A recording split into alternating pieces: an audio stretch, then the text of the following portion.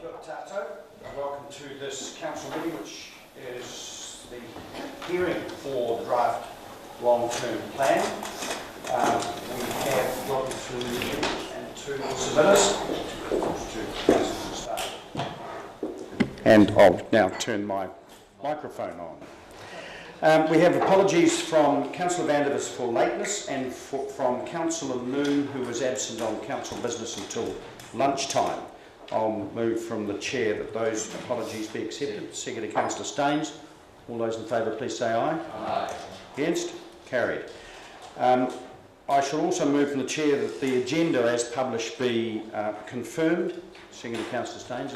No one's happy with that. I'll put it. All those in favour, please say aye. Aye. Against? Carried. Item 3 is just for noting, for members to note. There's a fourth motion that I will move to suspend. I'll move from the chair that we suspend standing orders with regard to the requirement for councillors to stand when they speak. Second to Councillor Staines. All those in favour, please say aye. Aye. Against? Carried. Now,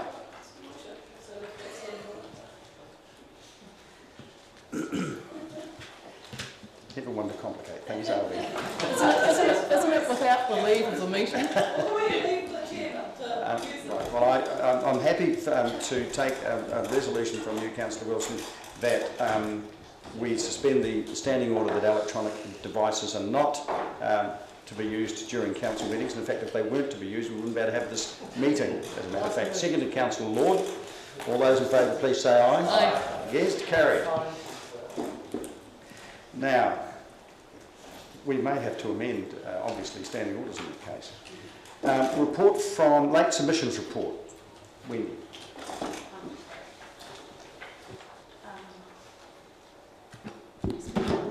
Now, the report on the late submissions were closed on the 28th of April at 5 p.m, as you all know. Now, council needs to accept some, all or none of the late submissions as they're presented. There were 24 late submissions, of which 19 received on the 6th of May at 3 o'clock, of which one of those submitters wished to speak. They were all on the Mosgiel pool. There were two others that weren't part of the pro forma. One was a email submission regarding opposition to the closure of the McNabb, and that was received by email at on the Friday at 1 o'clock at 3:39, and then there was an anonymous one handed in at the front counter, and that was also on Wednesday the 6th. So I take it that we need a resolution to either accept or reject the late submissions. I'll move from the chair that they be accepted. Second to Councillor Lord. Is there any discussion? I'll put it. All those in favour, please say aye. Aye. Against? Carried. Right, we're now on to the submissions, and we're 5 minutes ahead of time. We'll start. So our first submission is from Alan Barber. Is Alan here? He's not yet. And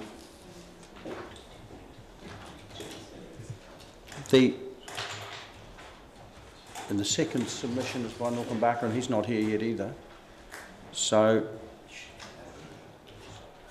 I don't see. I'm assuming that because the first 5 or 6 submissions all appear to be of the male persuasion, and there are no males sitting in the gallery, that no one is here who's able to speak to a submission in the meantime, even if we did get ahead. Sorry? Yes, I appreciate that. I thought they might be here a little early, but we'll just have to wait for Mr. Barber to arrive.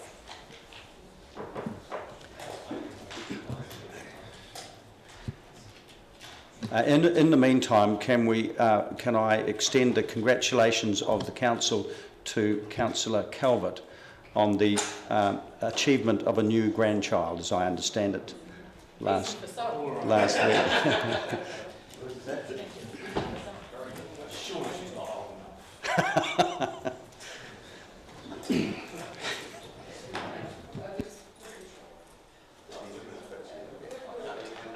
First submitter has arrived, so you're welcome to kick proceedings off for the day, in fact for the week.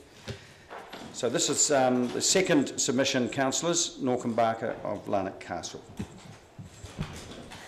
Thank you. I have some papers to hand around.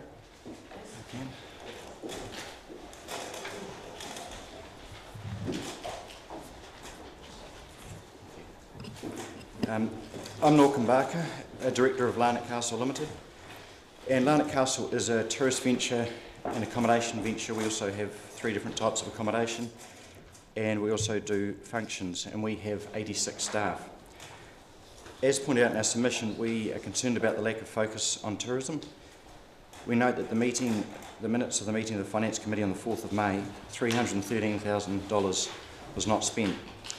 We ask that this be carried over, not put towards debt. Essentially, if you want returns in tourism, you must invest. And this isn't a criticism of Enterprise Dunedin staff. We think they do a great job, and we'd like to see all of those staff kept. Going forward, hopefully now everyone has seen the 2025 plan that Chris Roberts did a presentation on. And one of the main points in this, from page 15, is value and yield. And we would like to see a plan with the measure the KPIs of the yield, which include bed nights and how we're doing versus the country. And essentially, if you look at the handouts, we're not actually doing that well in some sectors. This is from the Ministry of Business and Education and Innovation, and I haven't gone through it. It is a very good website, but it shows that for the Chinese spend, we're only getting $5 million, whereas Queenstown's getting $99 million. And that's not 1 or 2% more, that's 2,000% more. So we are missing out there. And our idea of how to increase this, thank you, that's right. Currently we're low volume, low yield. And I'll put the point here, I know some councillors are in business, and if they don't run their businesses on low yield, low volume, why do we run the city like that? And the point I'm getting here is free attractions. Why we give the tourists free products is quite honestly beyond me. One of the points is that if it's free, wholesalers can't package it. If they can't package it, there's no reason for them to sell it and send people to Dunedin. It's also, we consider anti-business. As Larnac Castle, we're a business. We charge $29 and we're out on the peninsula. How do we compete with a $42 million brand new product that is free? And we're a ratepayer too, so we don't find that exceptionally good. I've yet to hear a good reason as why it isn't being charged. I've heard that we haven't charged in the past. The world has changed. We now have crews which come to town, they get off, they go around the free attractions and they get back on the ship, and they've used the facilities, cost us money and haven't spent anything. Also, there's been $42 million put into Toitu.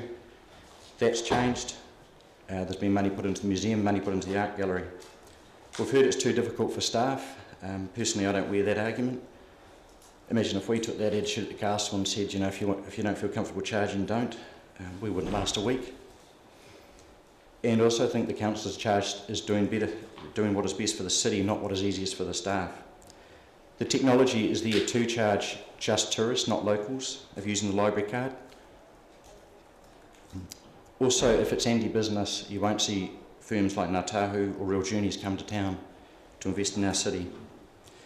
Also, I think there's some lack of consistency. If the council decided that they wouldn't charge people to go to the stadium, I don't think that would go down well for test matches, concerts and events like that. I've given a sheet there that I went through the Museums of Aotearoa website, and you can see most museums through the country do actually charge. For example, if you went to Queenstown, pretty much the only thing that's free in Queenstown is the view. A lot don't charge, but they tend to be the small volunteer museums that have not had a great setup. Personally, I use a golf course analogy. If you go to a golf course, you usually tell by the charge how good the golf course is. If they're charging a lot, it's usually a good product. If they're not charging much, it usually isn't such a golf course. It also sends the message to tourists come to Dunedin, it's cheap. And is that really the message we want to spend?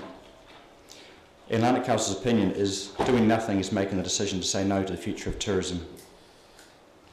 And if you refer back to the paper that's handed out, you also see there is a graph supplied, and it shows the increase in Queenstown, it shows the increase in Dunedin. And in that trend, we're not doing well. And I do ask, is the city in the position to say no to all of this money? On a more positive side, we support the website rebuild that has currently been done. We'd like to see that as a one-stop shop, so the tourists can come to that shop. We want to make it easy for them to spend their money, to book their visits, get the information, and make it as easy as possible to come here. Also, we'd like to see it if we can link to events, so when people book events, they can then book their accommodation and all the transport to make it as easy as possible for them again. We support events that come to the city. We see them as very high yield. For example, last week there was a museum conference that was here in town, and I know some councillors were involved with that. And Enterprise Dunedin does very well for the benefits, and they would benefit from any support, any further support. So to quickly sum up, Atlantic Castle, we would like to see packaging done, especially on the website. We support the high yield, high volume products, and would like some recognition of the high yield, high value, and in that we would like at least a feasibility study on some change for council owned or involved products. And we'd also like some measurable KPIs in place for a plan going forward. It's very similar to what the Tourism 2025 plan is. I went to a seminar late last year and they have it planned out 2025 every year and a lot of KPIs. It's a very well done plan, and I don't see why we shouldn't in Dunedin basically make a cut down version of that plan. So I'm open to questions now. Thank you. Questions, councillors? Councillor Law. Malcolm, I'd just like to ask the question, if you were charging for attractions, what sort of charge do you think you put on things like Dunedin Museum and the Art Gallery? Would it be a standard charge all the same, or we had quite a serious, robust debate about it. We had quite a robust debate about it last year, and it was decided not to charge for those things, and I just really want to get your feel for what you think would be a fair price and what would change my mind effectively. And I do appreciate the point that obviously you were charging for something. Yeah, the way we go about it is it's got to be value, and for a point, Toy Tour is a very good product, for example, and also what the market can stand, and it's got to be high enough that wholesalers will have enough in it for them as well.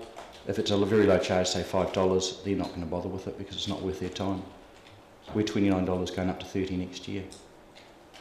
But that's something you have to do a feasibility study on and have a look around the country. That's what we do. I guess the concern I would have is what would that do to our numbers, for example, at the museum or Toy Tour. Now, if you're saying $5 isn't really a significant charge, so say we charged everyone that walked in the door at Toy Tour $13 or $14 or $15, I think that would decimate the numbers going through the door. Now, I'm just not sure if in the balance that's a good thing or a bad thing, but... yeah, probably 3 points to that. Go back to the golf course analogy. If you charge for something, people do see it as something worth going to. The other point is, why does it matter if the numbers go down? Because at the castle we are a conservation project. If we have too many people go through, it does wear out the facilities. You have to staff it. There's a big cost in that. Why, and I don't know this, why is having such a high number through a place so important? No, I hadn't thought through that. Councillor Calvert. On that same line, do most people come tour-wise and things as pairs of people or individually? I mean, I had initially thought that an appropriate thing to do with our attractions might be to charge them effectively a cup of coffee or a fluffy for a kid. If you would tour operators, do you think, respond if they were dealing with couples and charging $10 or $12 for a couple, and they could take something off the top of that? Or we do a family pass at the castle. You usually try to keep it as clean as possible though, and I think if you start charging for couples it just becomes too complicated because there's families and it does become complicated. Short answer. Councillor White. Norcombe, would you see any benefit in a city pass, like for example packaging all the council attractions as a unit and selling it to wholesalers that way? Yeah, in a word, yes, that's part of the packaging I was talking about. So, if, for example, if the website can do packages, make it easy to click one button, pay for that, and go around. We do a lot of packages at the castle, and sometimes the people don't turn up. We've still got the money. Packaging is very important for wholesalers. Further questions, councillors? There are none. Thank you, Norcombe. Appreciate your submission. Thank you. Now, I take it Mr. Barber's still not here, but Mr. Polensky is. So, wrong. Oh, Stuart's going to do the talking, is he? He's better. Welcome to you both. Good morning. Sorry, I've got a head cold, so just bear that in mind.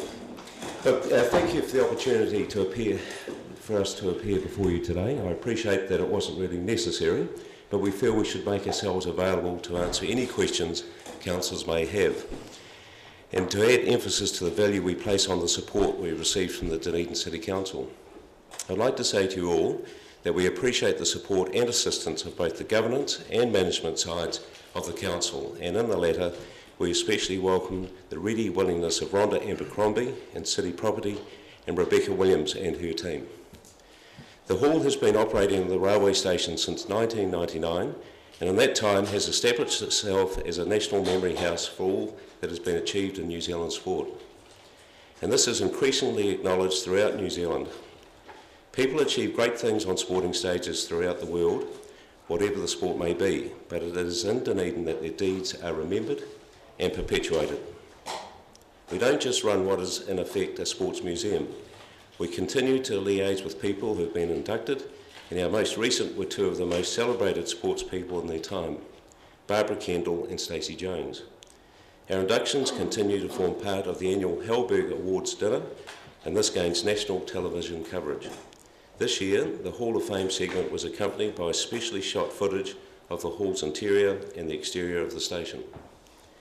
We continue to publish books that commercial publishers would not worry about, and this year we are mounting a special display to mark the deaths in action of two of our honoured members, Anthony Wilding and David Gallagher. We received specific funding for this from the special fund set up by the Lottery Grants Board. A cursory examination of the Hall's accounts show that we operate under tight financial regime and that any money we do receive is expended in fulfilling the Hall's objects. The DCC's grant is made to assist with rent and insurance, and its provision frees up money to spending on furthering the Hall's aims and providing more exhibits. The Dunedin City Council's support is critical to the continued well-being of the Hall, and a continuation of that support will be greatly appreciated. Thank you. Thank you, Stuart. Questions, councillors? Councillor White. Stuart and Ron, just following up on Mr. Barker's submission, do you charge admission? We do have a charge, yes. What is it? I'll defer to $6 for adults, $3 for students and senior citizens. We would like not to have to charge, but if we didn't, then we'd obviously have to find that income from somewhere else. Okay. And congratulations, I thought the article on Anthony Wilding was brilliant on TV the other night. Thank you. So, Ron, you were on. Did you not see it? No. Yeah, it was great. Further questions, councillors? There are none. Thank you for taking the trouble to come in and submit to us. Appreciate it. Now,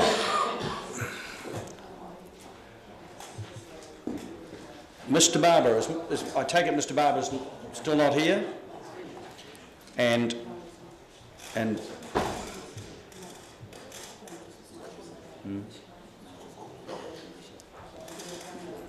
yeah, so councillors, we'll just have to mark time. We're running ahead of time, and the next submitters are not here. The next submitter's not due here for a quarter of an hour. So, well, we'll get underway again, councillors. Welcome, Mr. Harwood. We had an earlier no-show and we got ahead of ourselves, so we've just been... That won't stay that way for long. No, probably not. Anyway, you need to press the button to make it go red, and the floor is yours. Right. I invite you to speak to your submission. Well, I think it's fairly self-evident what I want, and I'm just wait for questions. Okay. Questions, councillors? Councillor McTavish. I'm just wondering what NTU stands for on your submission supplement. A word about that long, something naturally, something proper units. It's in the drinking water standards. It's just a measure of the amount of dirt in the water. Okay. Treatment reinstatement that we discontinued.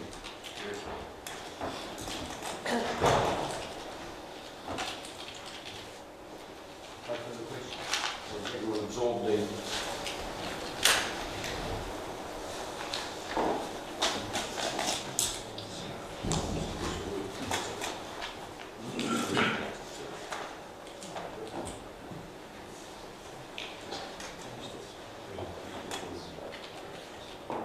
All right, well, it would appear there's no questions. Thank you, Mr. Harvey. Very straightforward. Take that into account.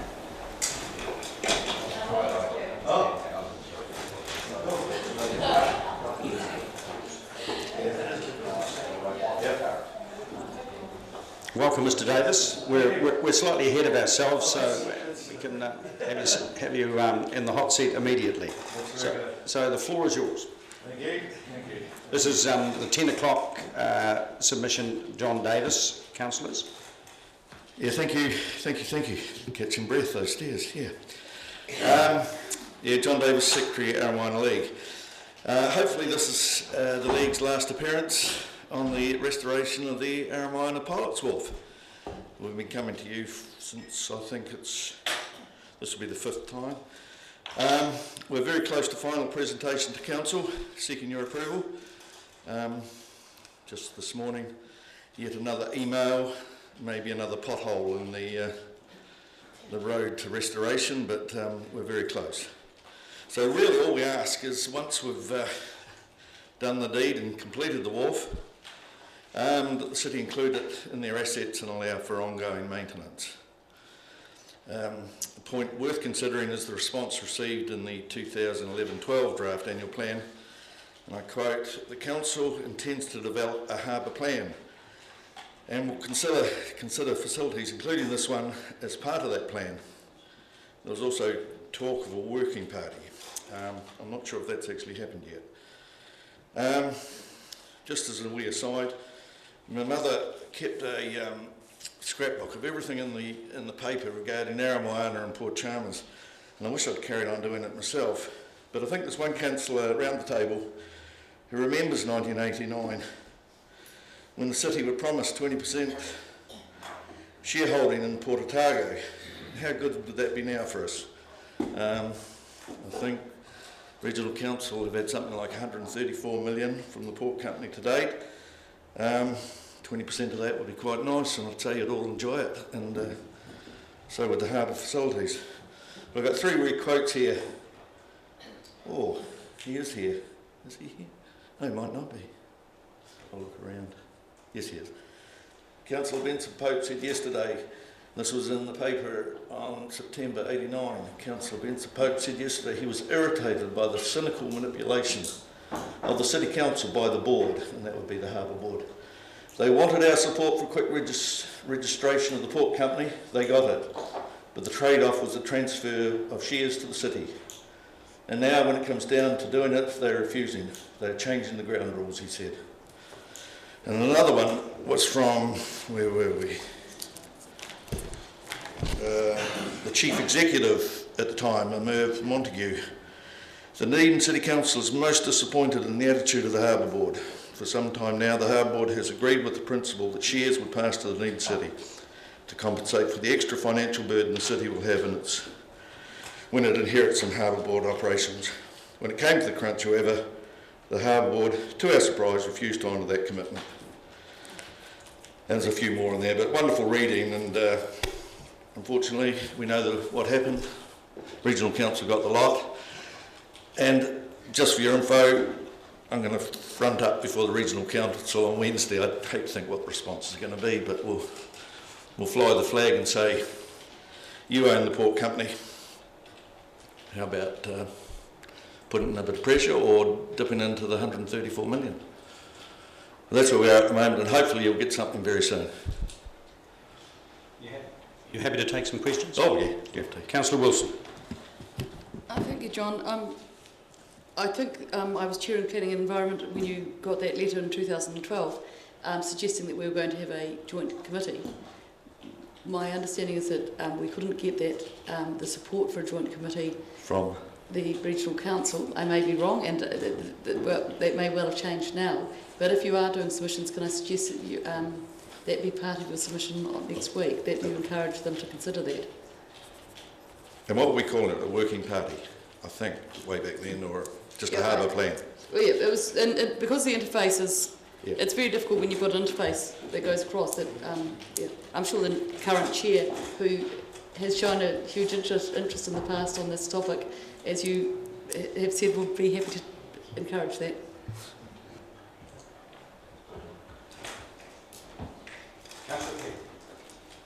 Yeah, thanks, John. Could you just give us a timeline for the completion of the work at Pilot's Wharf? And, For the presentation to the council? yeah, well, we see. Yeah, how do you see this unfolding? Well, we thought we'd be ready for your committee meeting on June. With just to do with concessions, dock concessions, the parcel of land. There's a wee strip that we go across the ecological area. Maybe one pile in the area. So there's going to have to be concessions, and I dare say they might want some money for it. I'm not sure. We haven't got to that part yet. So we hope to be ready. We hope to be ready for the June one. I think the next one after that's August. So once we get the go, then we get into fundraising. So maybe a year later, we'd like to think we're starting. But the actual project, yep. Further questions, councillors? Right, thank you very Thank much you. for your submission. Thank you. Thank you for your time.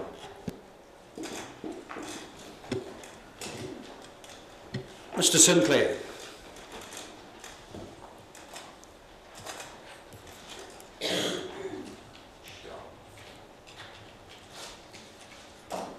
Welcome.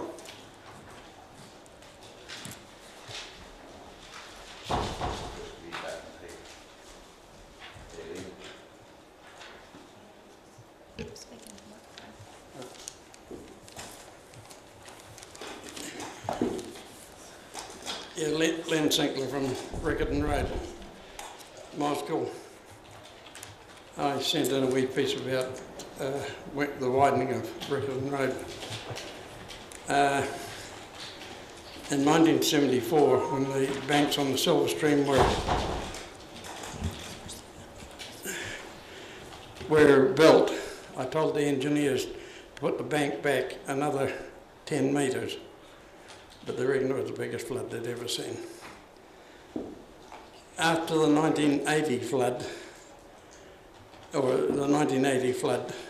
the water ran from the Silver Stream Bridge to Duke's Road corner, and it ran from just north of our house to the Mill Creek corner. The engineer that was second in command in 1970, the OCB engineer that was in charge in 1974 when the banks were built, was now on the Silver Peaks County Council. So they built the road up to where the flood was, from the Silver Stream Bridge to the Duke's Road corner, and from just north of our house to the Mill Creek Bridge.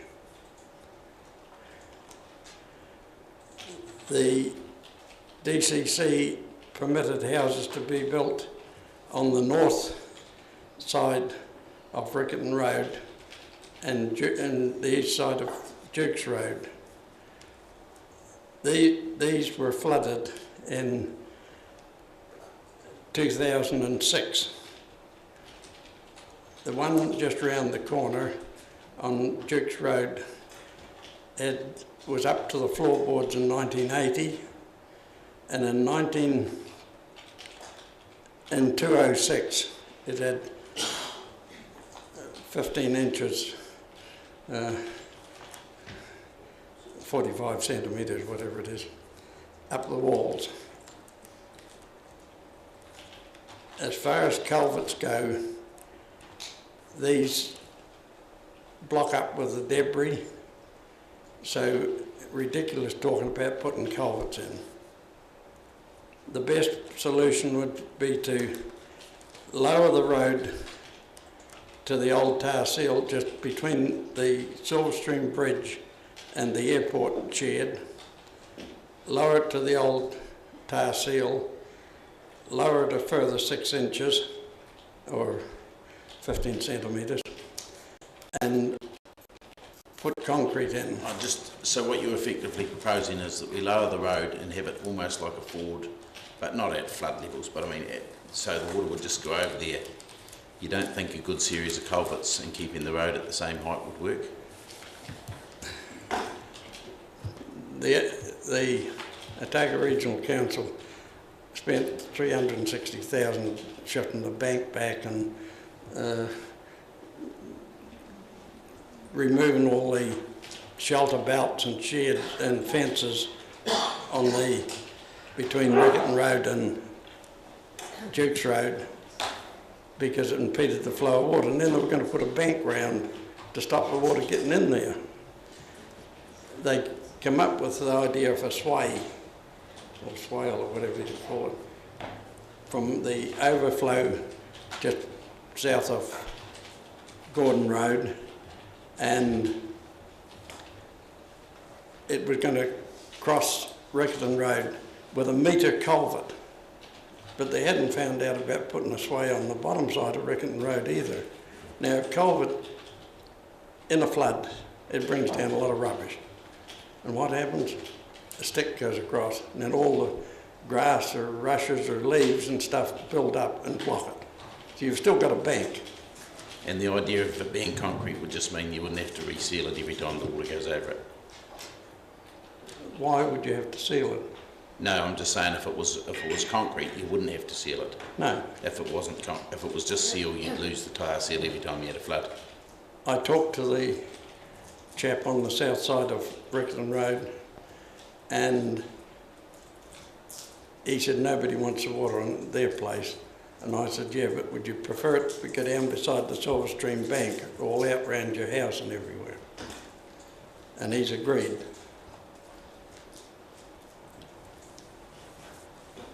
Any further questions, councillors? No? Thank you very much, Mr. Sinclair. Thank you. Appreciate it.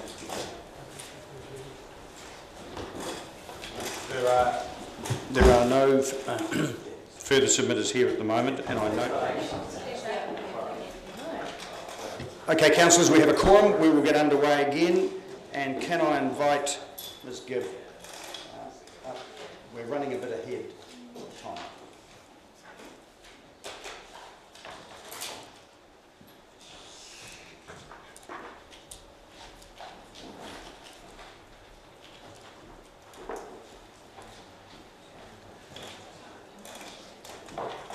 Welcome, Rachel. Thank you. We are running a little ahead of time because we've had some no-shows and some early ones, and so that's why we're able to take you a little earlier than perhaps. Now, I understand you're speaking for both yourself and Mary Byrne.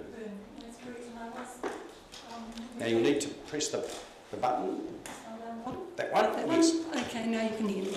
Okay, I was also expecting to have Dr. Spittle here, he has a submission that he's speaking to as well, but he's not likely to be coming for another half hour. So, okay, so thank you for all listening to me here, listening to our concerns. I'm speaking for two groups, as Dave has said, Fluoride Free New Zealand and the local Fluoride Free group here in Dunedin. I've also, you'll see that there's papers that we've handed out that have added some extra names over the last couple of weeks. More people have said to me that they'd like to support this call. Now, over the last 20 years, I've spent a lot of time looking into fluoride. from investigating the damage to vegetation and window bars from the airborne fluoride from Ravensdown Works, and seeing how it accumulates here in Fridging, being told by Surgeon Mike Hunter that it was possible that minute amount of fluoride had caused the damage to my thyroid gland. And then putting up with undiagnosed subclinical hypothyroidism for about 15 years. And finally having my GP agree with me that it made good sense for me to limit my intake of fluoride. I was fortunate to have expert advice freely available in the form of my parents, who were both Oxford-educated scientists. My father was the Director of Ecology Division of the DSIR, and my mother a teacher of chemistry and physics. So maybe not believers in alien abductions. Anyway, I'd like to emphasise the credentials of two of the scientists whose work we are presenting. There's Dr. John Calhoun, who, as the Principal Dental Officer for Auckland, was a firm believer in the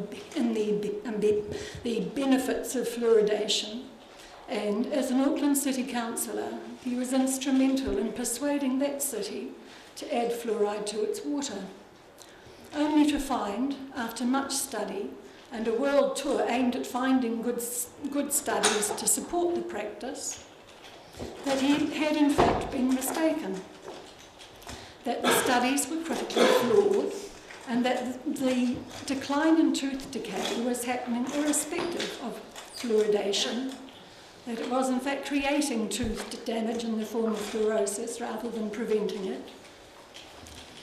And most concerning, there was increasing evidence that the level of fluoride in our water was actually causing harm, particularly in bones and throughout the endocrine system. I'm not quite sure at what stage of all this research he turned from being a great dental authority to some crackpot believer in aliens, but you can't have it both ways. Similarly, Dr. Hardy Lineback, also a dentist and former president of the Canadian Association for Dental Research, the former head of preventative dentistry at the University of Toronto, and member of the National Research Council's team of 12 scientists who spent 3 years studying the effects of fluoride. And he changed from being a strong proponent of water fluoridation to someone else who had the integrity to admit publicly that they'd got it wrong, that the policies that they had advocated for are in fact neither effective nor harmless. Fluoride is not a benign substance. The active ingredient, it is in fact the active ingredient of pesticides, 1080, rodenticides, even used in nuclear explosions. And just because the concentration levels used here are not as high as in places where whole communities have chronic disabilities, as in parts of India and other parts of Central Asia, this doesn't mean that the damage suddenly stops happening altogether. It just happens at lower levels. You have to be more careful in the types of studies that you use to find it. The highly reactive nature of the fluorine ion, together with its propensity to combine with calcium, means that wherever they are found together, they do combine, creating calcium fluoride, which is considerably harder than calcium on its own. Now, we have calcium right throughout our bodies, not just in bones, but in ligaments and arteries, in the pineal gland and the brain, as well as in teeth. And that's why researchers find problems such as osteoporosis, arteriosclerosis, and stroke and heart disease, learning problems, as well as dental fluorosis. Now, evolution must have had really good reason to block it from accessing the calcium in breast milk. We retain half the fluoride that we ingest each day, so there will be a long, slow lifetime accumulation. Bone damage will naturally occurs more rapidly in people who have diabetes or chronic kidney disease, both because they drink more and also because in the case of kidney disease they are not so effective in eliminating it. I think that the National Kidney Foundation in the States has recently stopped endorsing the use of water fluoridation. Fluoride is also documented, it's very well documented, has been for a very long time, as an iodine antagonist. Now, your thyroid gland needs iodine, it's an essential. What fluoride does is it works against it. And so it disrupts the healthy functioning of the thyroid and, in fact, potentially the whole endocrine system. Now, your thyroid works as a regulator. It is responsible for your hormone production, electrolyte levels, temperature control, your whole metabolic rate. And symptoms of hypothyroidism, which is a slow-active thyroid, an underactive thyroid, they include lethargy and depression, constipation, irregular heart rate, hormonal problems, weight gain, disturbed sleep and hair loss, because it affects your whole system. The dose of fluoride used as a medication to slow down an overactive thyroid in the 1950s was just 2 to 5 milligrams a day. Now, if our water is at 0.75 milligrams a day, that's well within the range that most of us ingest every day. Not simply from our food, but also from toothpaste and a variety of foods that are cooked in fluoridated water. Things like tea and fish have naturally high levels of fluoride. Processed meats also have naturally high, well, they have high levels of fluoride because processed meats tend to use more of the tendons and ligaments in the meat, which, being calcium, having quite a bit of calcium in them, they also accumulate the fluoride in them. Okay. And the lowest dose that has recorded an adverse effect is a mere 0.9 milligrams a day. That's the fluoride from just over a single litre of water. Now, about 3 or 4% of the population, that's probably about 4,000 people in Dunedin, are likely to have clinical hypothyroidism, and quite a lot more are likely to have a subclinical. It's tricky to diagnose from simply the occasional blood test. So a lot of people have a subclinical thing that meanders along, being a pain for years. Now, we're particularly disturbed by the prospect of council spending over $3 million to extend fluoridation to outlying areas. And I assume that a cost-benefit analysis will be done, calculating who benefits and who loses, both health-wise and dollar-wise, taking into consideration the fact that there is no evidence that any adults, who are after all 80% of the population, benefit, and that 80% of school-aged children are virtually caries-free anyway, and that of those 20% of children that carry 90% of the disease burden, those worst afflicted may well be cases of early childhood caries that are clearly not caused by lack of fluoride and certainly won't be helped by it. That about 40% of all children are likely to end up with dental fluorosis, 4% of them with moderate to severe pitting of the tooth surface. In addition, the 8 to 10% of the population with diabetes and 6 to 7% of the population who have kidney disease will have an increased risk of debilitating skeletal fluorosis. I notice on the list of people who've supported me here that there are a number of people who have diabetes and who also have joint and bone problems after long, slow accumulation. More children and their families may be devastated by ADHD. 2% of the population are likely to be particularly sensitive to fluoride.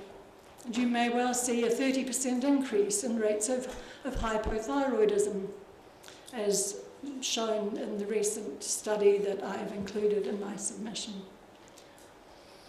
A teenage boy might die from osteosarcoma, which is almost certainly caused by fluoride.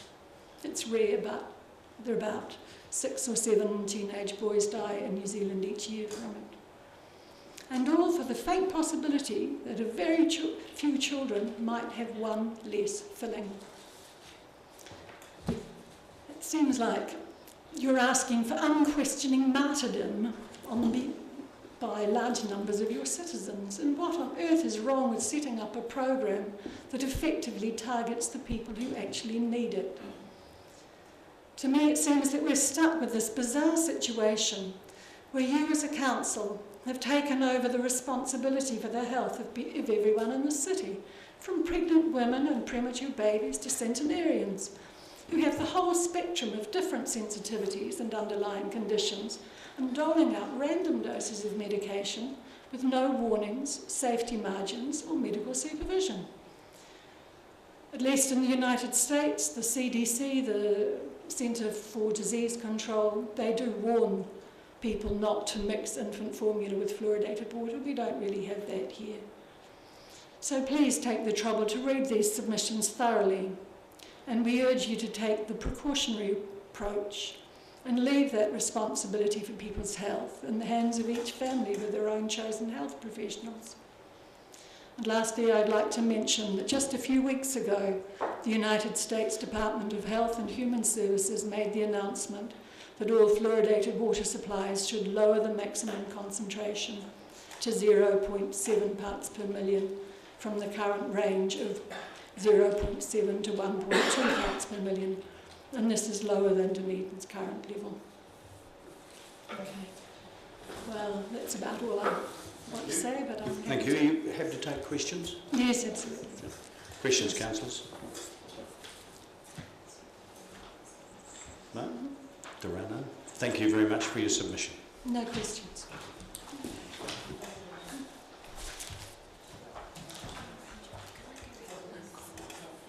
Of what I said.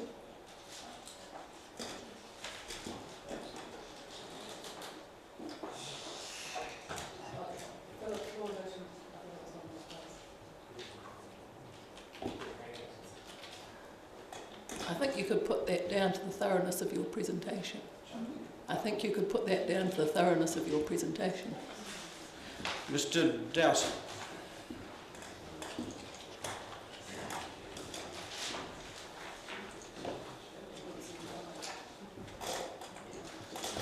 Welcome, Phil. Thank you very much. Now you'll need to press the middle button on your... Should come on red, that's it. The floor is yours. Thank you very much.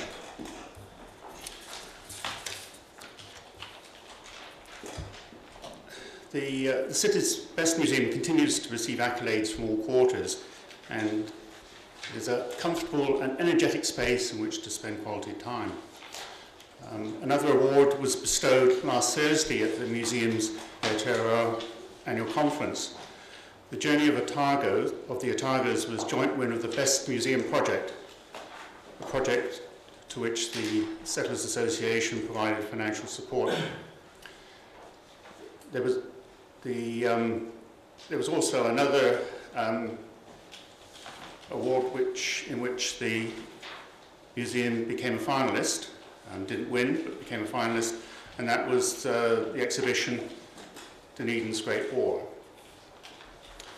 So the association is very proud to be associated with Toi Otago Settlers Museum and to have made meaningful contributions to fundraising for both the development and for other projects.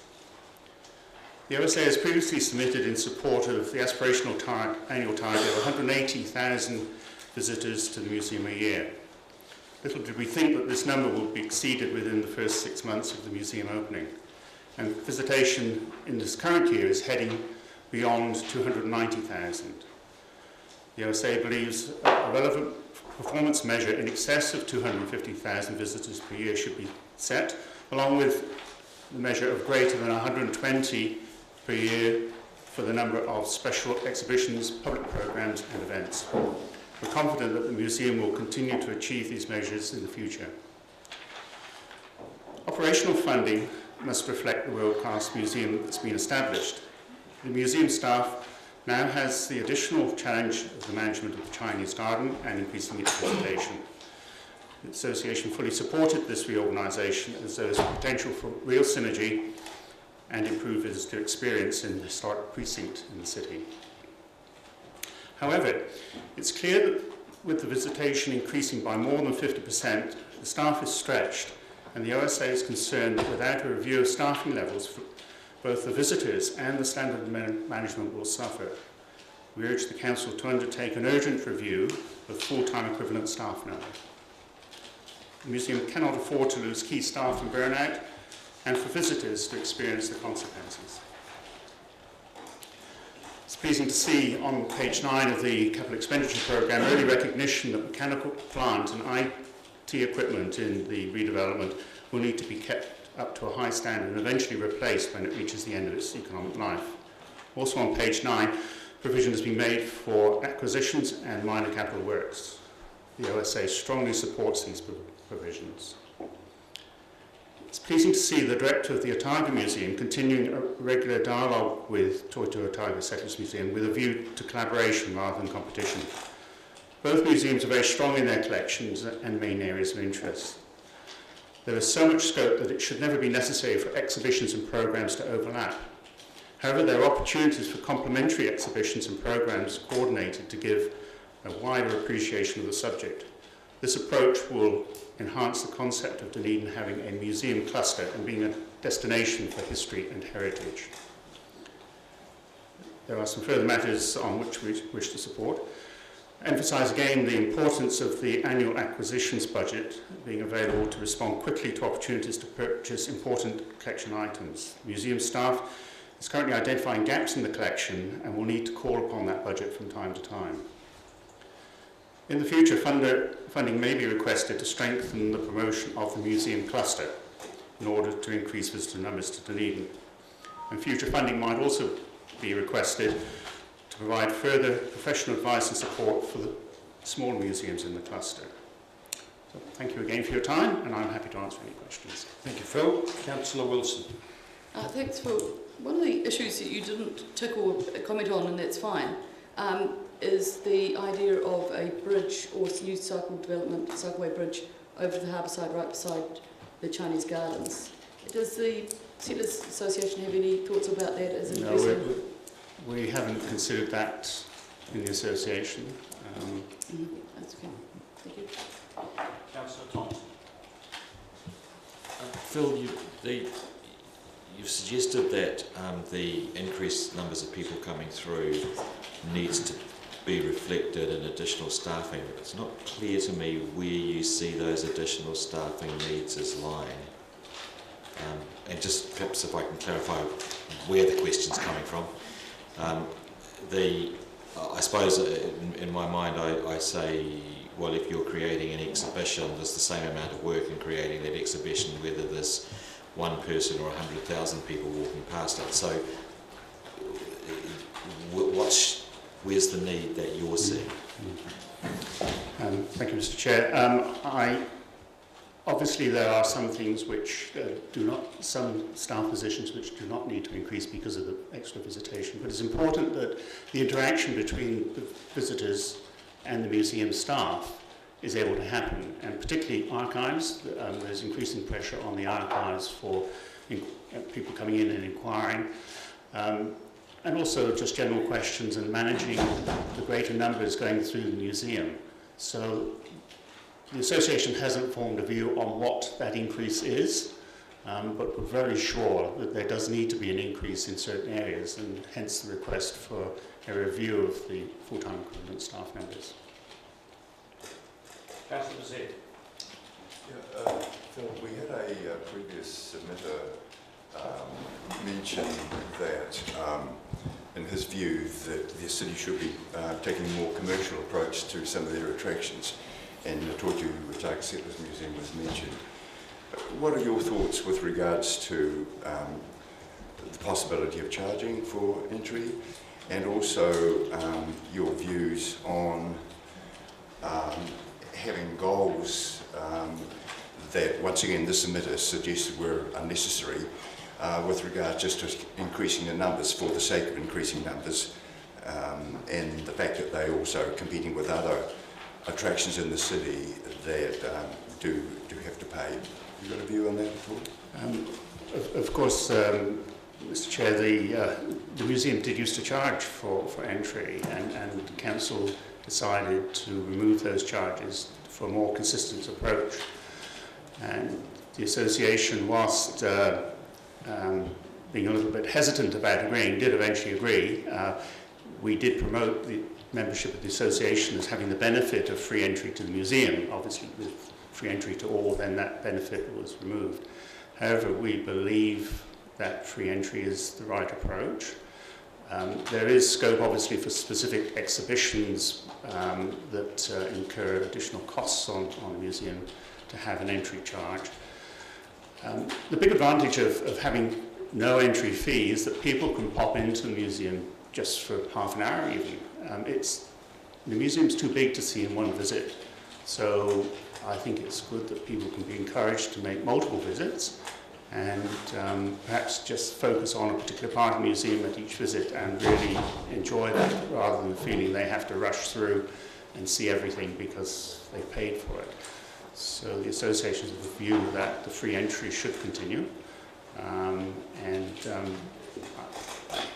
I don't see that free entry detracting from other experiences in the city. We're very strong about the concept of museum clusters, so we would like to see people visiting a number of facilities in the city and getting a different perspective at each. Thank you. Councillor Calvin.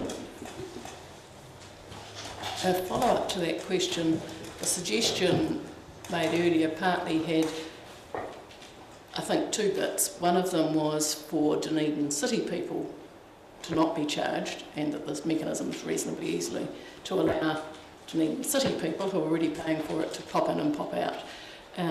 But the support for having entry to a cluster of things, like quite often if you go to a city you buy a sort of pass and you can go to 5 of them or whatever, and they seem very good value for money because you know you only need to go to 2 of them to get your money back, sort of. And for that, for visitors, might work well and allow the popularity of something. If there's twice as many people, you'll likely get twice as many entry fees, so then you're affording other staff or other things. Do you have any response to that sort of approach? I can certainly see the merits of it. It is quite a complex issue, and I'm sure if it was a simple decision, that decision would be made by now. There are a number of factors to take into account, so I would welcome the council considering that approach. But the association hasn't turned its mind to that at this stage. I'm happy to do so if there is a firm proposal on the table. Councillor Lord. Yes, I'm okay. John Asper, please. No. Right, Phil answer it, Phil. Councillor Peake. Yeah, good morning, Phil. Just in relation to your request for a review of staffing and the possibility of you needing more specialists in Toitu, do you think the collaboration with the Otago Museum will help relieve that in the sense of the sharing of certain specialist areas one way or another between the two museums might help you with more staff efficiency or Yes, thank you, Mr. Chair. I know from conversations with Ian Griffin that they value very highly the conservation facilities at Toitu. I think I would suggest that all of the museums are somewhat stretched, so I don't believe the Otago Museum has got spare capacity, shall we say. However, that's not to say that there couldn't be some synergy by them working closely together, and I believe that's already happening.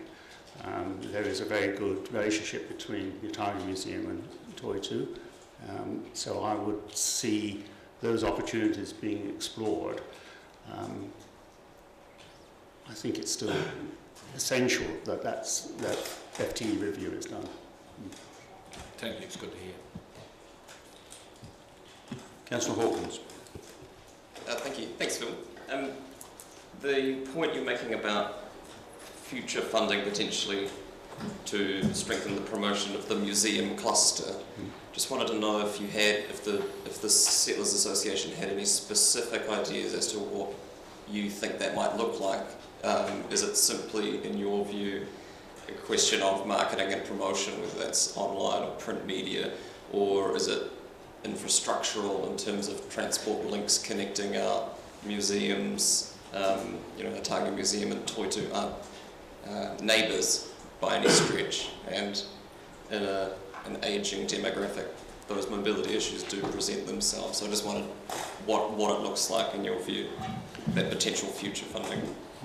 Thank you, Mr. Chair. Yes, I had thought it would be primarily in the marketing area, but the Councillor raises a good point about physically linking the institutions together with some arrangements over transport, and probably that would need to be looked at with the marketing package. Obviously, if people know that transport's taken care of, then they're more likely to buy perhaps a pass, a day pass for the city to visit a number of different heritage and historic places. But the association again hasn't specifically turned its mind to that. It's more in the realm of how the city wishes to promote those institutions. Further questions, councillors? Phil, thank you. Thank you. Appreciate it.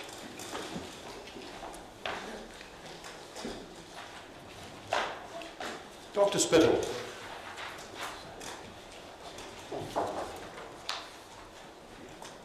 Welcome. Good morning. I would like to express a personal view on water fluoridation.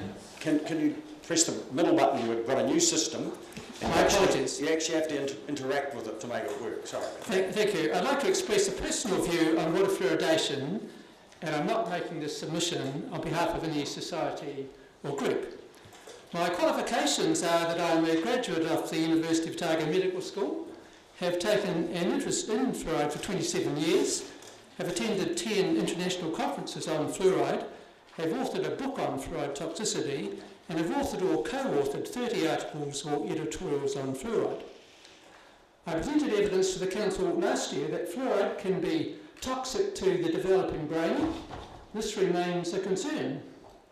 I estimate that in order to be safe for all, drinking water should not contain more than 0.1 milligrams of fluoride per litre, that is 0.1 parts per million.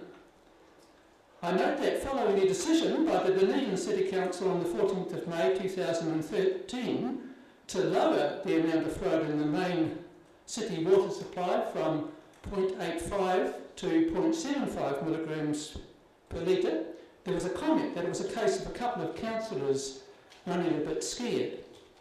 However, the decision of the Council has been supported by a new recommendation on the 27th of April this year by the United States Public Health Service that the optimal concentration of fluoride in drinking water should be 0.7 milligrams per litre. This replaced their 1962 drinking water standard, which recommended a range of 0.7 to 1.2 milligrams per litre. Thus, although my recommendation is that no fluoride be added to a water supply, at least a further reduction from 0.75 to 0.7 milligrams per litre would be timely. Thank you. Thank you, Dr. Spittle. Questions, councillors?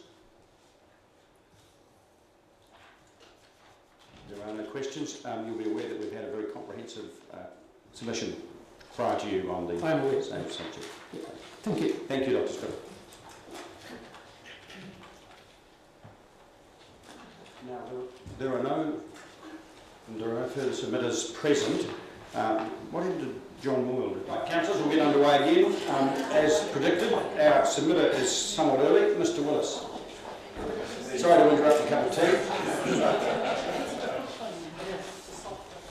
Well, is this the new look council, is it? You know, sharp. Well, I'd have to say, since our last meeting, this is the new look Scott Willis too. You look a bit less hirsute than you were last time I saw you. Well, you see, I was just explaining to Paul that I did have a party to attend on Saturday night, reinvent yourself. So I had reinvented myself so much, I got my wife to tidy me up a little bit yesterday. Well, thank you very much. I hope you had some good reading over the weekend. I'm sure you all did. Firstly, I think there's a couple of things that we'd like to congratulate you for. Very exciting that the City Council has shown true leadership in divesting from fossil fuels. We've had February this year, the Chair of Solid Energy resigning. We've had mine losses in Stockton, job losses in Stockton Mine. And I think it's really, really important as councillors in a government's role that you are safeguarding finances in a changing world. And this is a very important decision, and it's got a lot of exposure, so well done. We'd also like to congratulate you on improvement of the financial controls. I know there's been a lot of work done there, and that, as a charity responsible for public funds, responsible for donations, we are very aware of the importance of good processes and systems to ensure transparency and to ensure a good governance, and we congratulate the council on actions there. So moving into the bulk. By the way, it's a nice document, easy to read. We liked a little bit more detail, but I know you've been constrained in what you could give out, and so we were able to find it on the web. We do think that there are other things that the city has that are things that we should be proud about. Really strong community engagement, strong community groups and organisations that function in our city. This makes our city a really special place. Thinking about the infrastructure strategy, one of the things we think may be missing in the long-term plan, or could be highlighted, is the development of a strong engagement model with community to allow greater community participation in infrastructural development.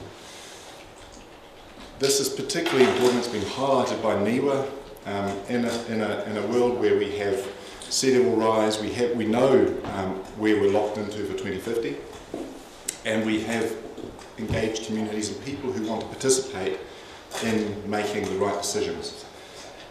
It's an approach that takes time and needs resourcing, but it's something that we think is essential for good decision making in the city.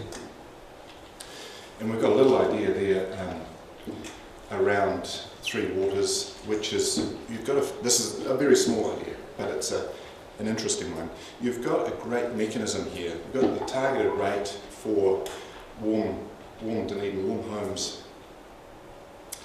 One of the ways in which we can build greater resilience in our city might be to use that targeted rate to, for example, subsidise uptake of rainwater tanks, which has both the dampening effect of reducing stormwater runoff and providing resilience within those households or within those neighbourhoods where people seek to capture their rainwater and use it for non-potable rainwater supply.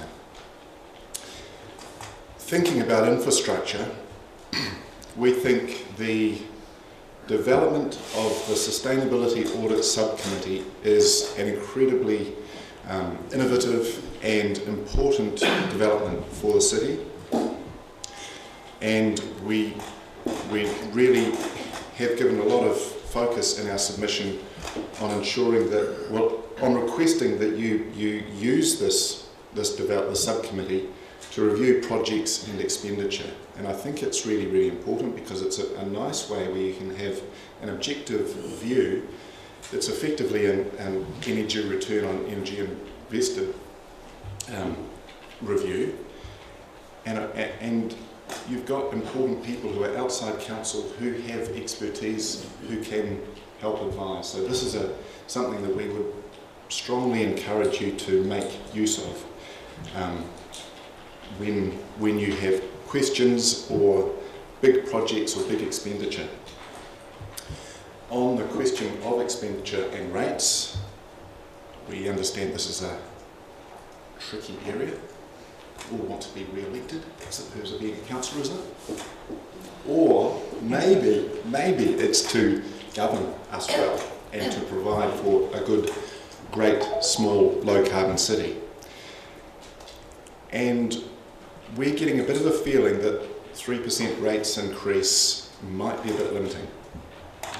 If the city is going to future-proof, if the city is going to take action to protect residents, ratepayers, citizens, everybody in our changing world.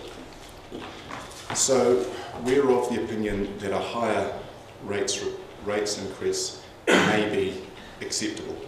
Politically, it's probably not very popular, but we believe that if there's a transparency about where that is being spent, how that is being spent, I think there will be acceptance and understanding, and certainly that's the opinion of the Trust. Okay, we think that the Council has a really important leadership role in addressing future challenges, and we like the breakdown into what are effectively project areas, central city plan. We're urging efficiency in decision making, so don't rip up the streets twice. If pedestrianisation is going to happen, low carbon transport network, let's just make that decision once and then do all the infrastructural work underneath and not do it twice. The strategic cycle network, we are of course right behind this because it is a no-brainer. If you put in $1 and you get a co-funded $1, you'd just do it. Nobody should be even, this isn't even a question. So that's an easy one. And when you think about the unfunded cycleways, particularly around the University Polytech area, this too makes total sense because it's a co-funded development. So we can't see any problems with that. In fact, we think you should be firing ahead. I came in a car today, but the last time I came in on my bike was a fantastic experience. I had no parking issues. I felt good about arriving in town. I want more cycleways, more infrastructure, and more low carbon action, please. And that's not just me. Our whole trust is right behind you on this. Other projects, well, we support the therapeutic pool. That has such a benefit for well-being that it's a no-brainer. The Giga Town and Otago Museum, we support the proposed approaches. There are other project areas where it's not so simple. Mosgiel Pool, cricket lights in the South Dunedin complex. They're obviously good projects.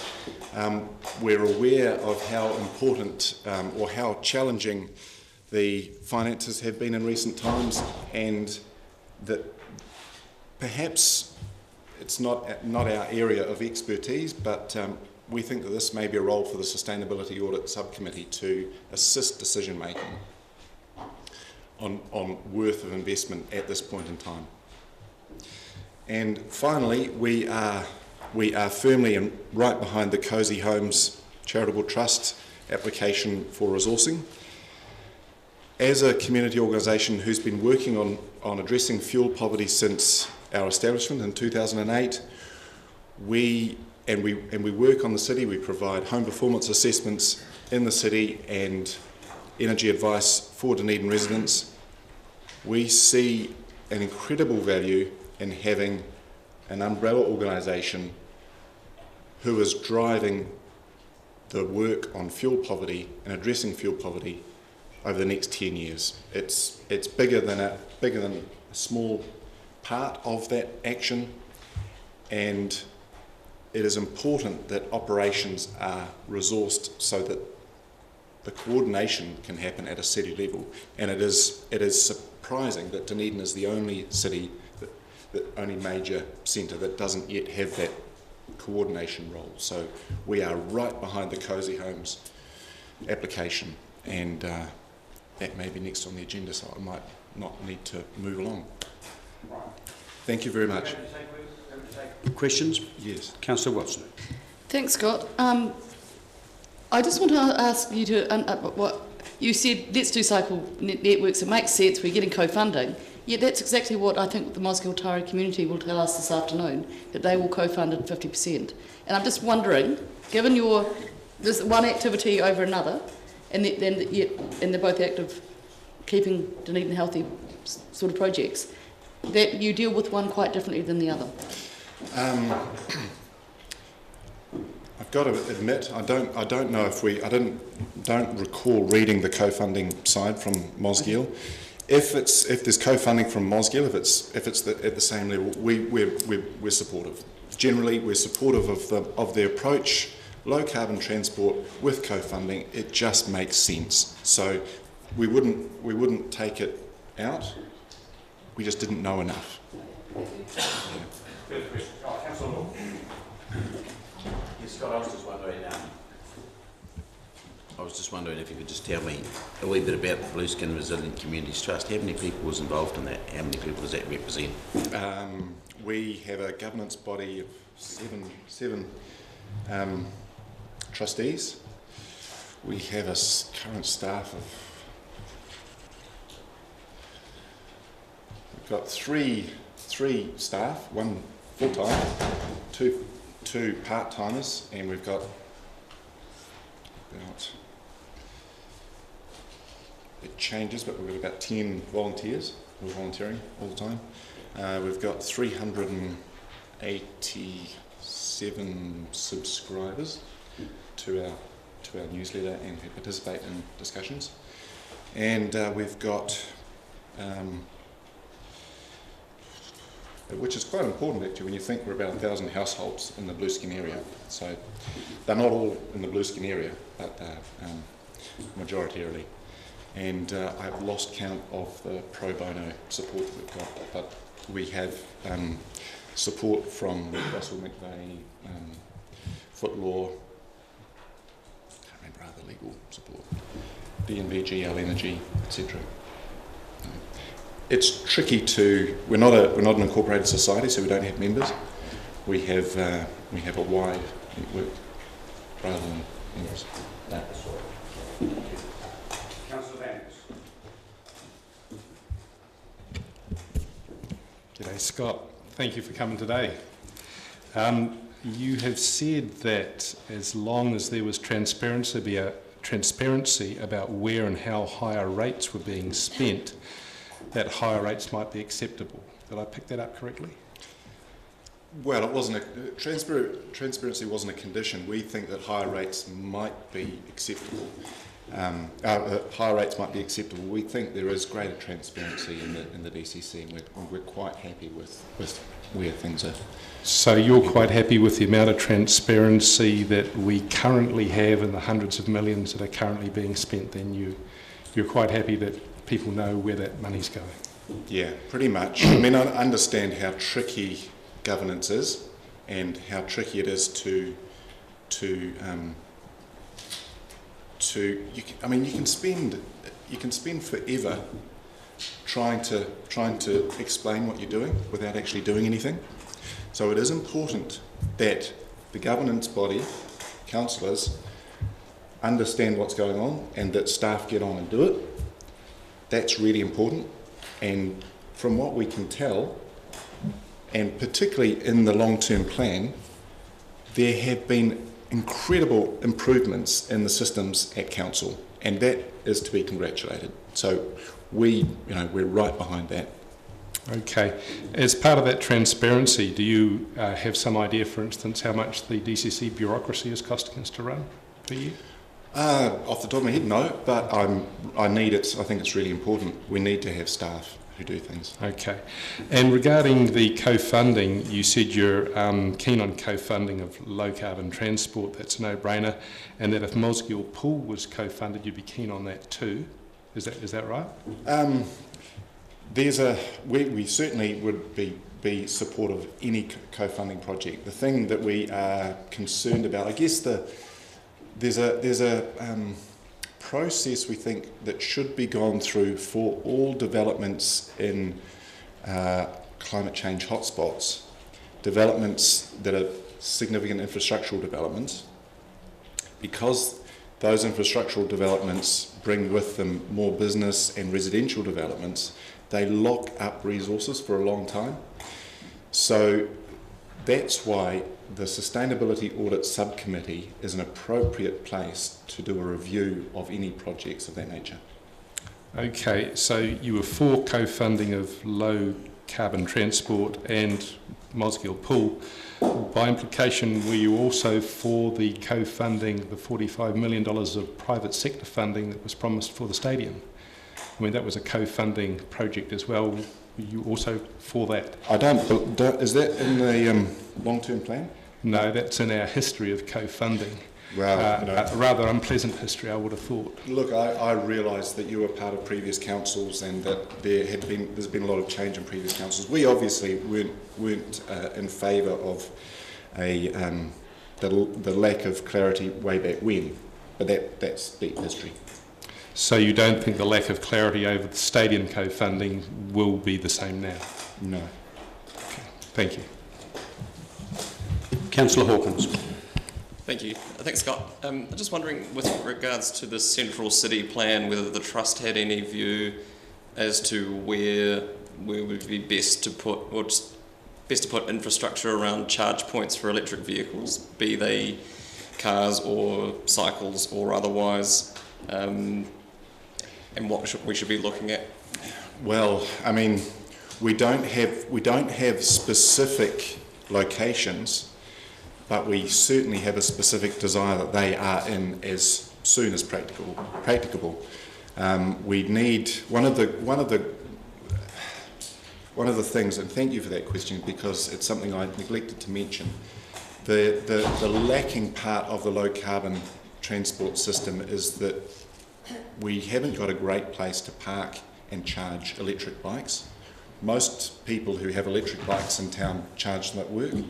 So they plug them in, but it's a little bit ad hoc, and it would be really nice to have a place where you can park your bike and charge it. And this is a really exciting moment because the network owners, the gentailers, want to see more electric transport. So they are going to be very friendly, and if we're looking for co-funding, they're going to be very friendly to develop charging stations. And the same works for electric cars. And I can say that Pioneer Generation, for example, and EV Imports are two companies that would be very supportive of any charging stations, and I couldn't speak for whether they would look to contribute, but I certainly know that they would be interested in talking about where electric car charging stations would be. But certainly any car parks, any city car parks, even if only in the first 2 years they functioned symbolically with 1 or 2 cars parking there. It is incredible the number of electric cars that are coming online in the city, and I have people showing me their electric cars all the time that we don't know about, but they are there, they're starting to happen. So we need more infrastructure for them. We don't have a preference for place, but obviously we need something central and high profile, and potentially close to where the transport hub may be in the future. So that's about future proofing. Thanks. Thank you. Further questions, councillors? Councillor Wiley. Scott, you talk about supporting a 4% rate increase, but do you not think that economic opportunities such as gas exploration off the coast of Otago and industries relating to could be financially beneficial for the city, and in keeping rates down and potentially increasing support to groups like yours? I do, if we were really short-term thinkers, but I think the role of governance is to think long-term, and when we're thinking of the cost of carbon emissions, when we're thinking of the cost of a metre sea level rise, any potential benefit from increasing carbon emissions is more than wiped out. So I'd hope that councillors aren't short-term thinkers. Your role is to future-proof the city and to think longer term. And from our perspective, we're interested in community resilience. We think 100 years ahead. We don't think 3 years ahead, but this is the long-term plan, and we think you've got to start setting up that foundational work now. So you think countries like China and India are better off using dirty coal than rather using good gas that we potentially have off the coast of Otago? No, I think they're better off using wind. But you're looking for a transition very short space of time. We need to transition over a period of time. So it's just for the purpose of us being consistent all the way through. that's fine. I'd love to continue the conversation. You know what, Scott? Scott, you know what? Your group does a great job, and I think you are in the right space, and you are doing some wonderful work, and I applaud them. I just don't agree with them. Can we have a ruling on the point of order, please, Your Worship?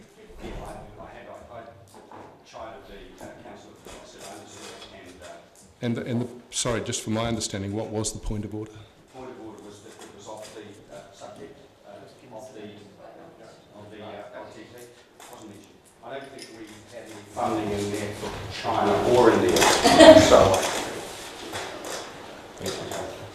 right, any further questions? No further questions? Scott, thank you for your submission. You're welcome. Ms. Bremner, you're speaking for the Coaching Homes Trust. Now, please have a seat, and Scott's going to join you. Can I just let councillors know that I am the chair of, I hold the chair in this trust, so while I will be presiding over the submissions, I will be pulling back from any deliberation on funding, etc. So just so that that's quite clear. Gillian, the floor is yours. Thank you, and I need to make clear that I'm here with the Cosy Homes Trust hat on today. And some of you are more aware of this trust than others.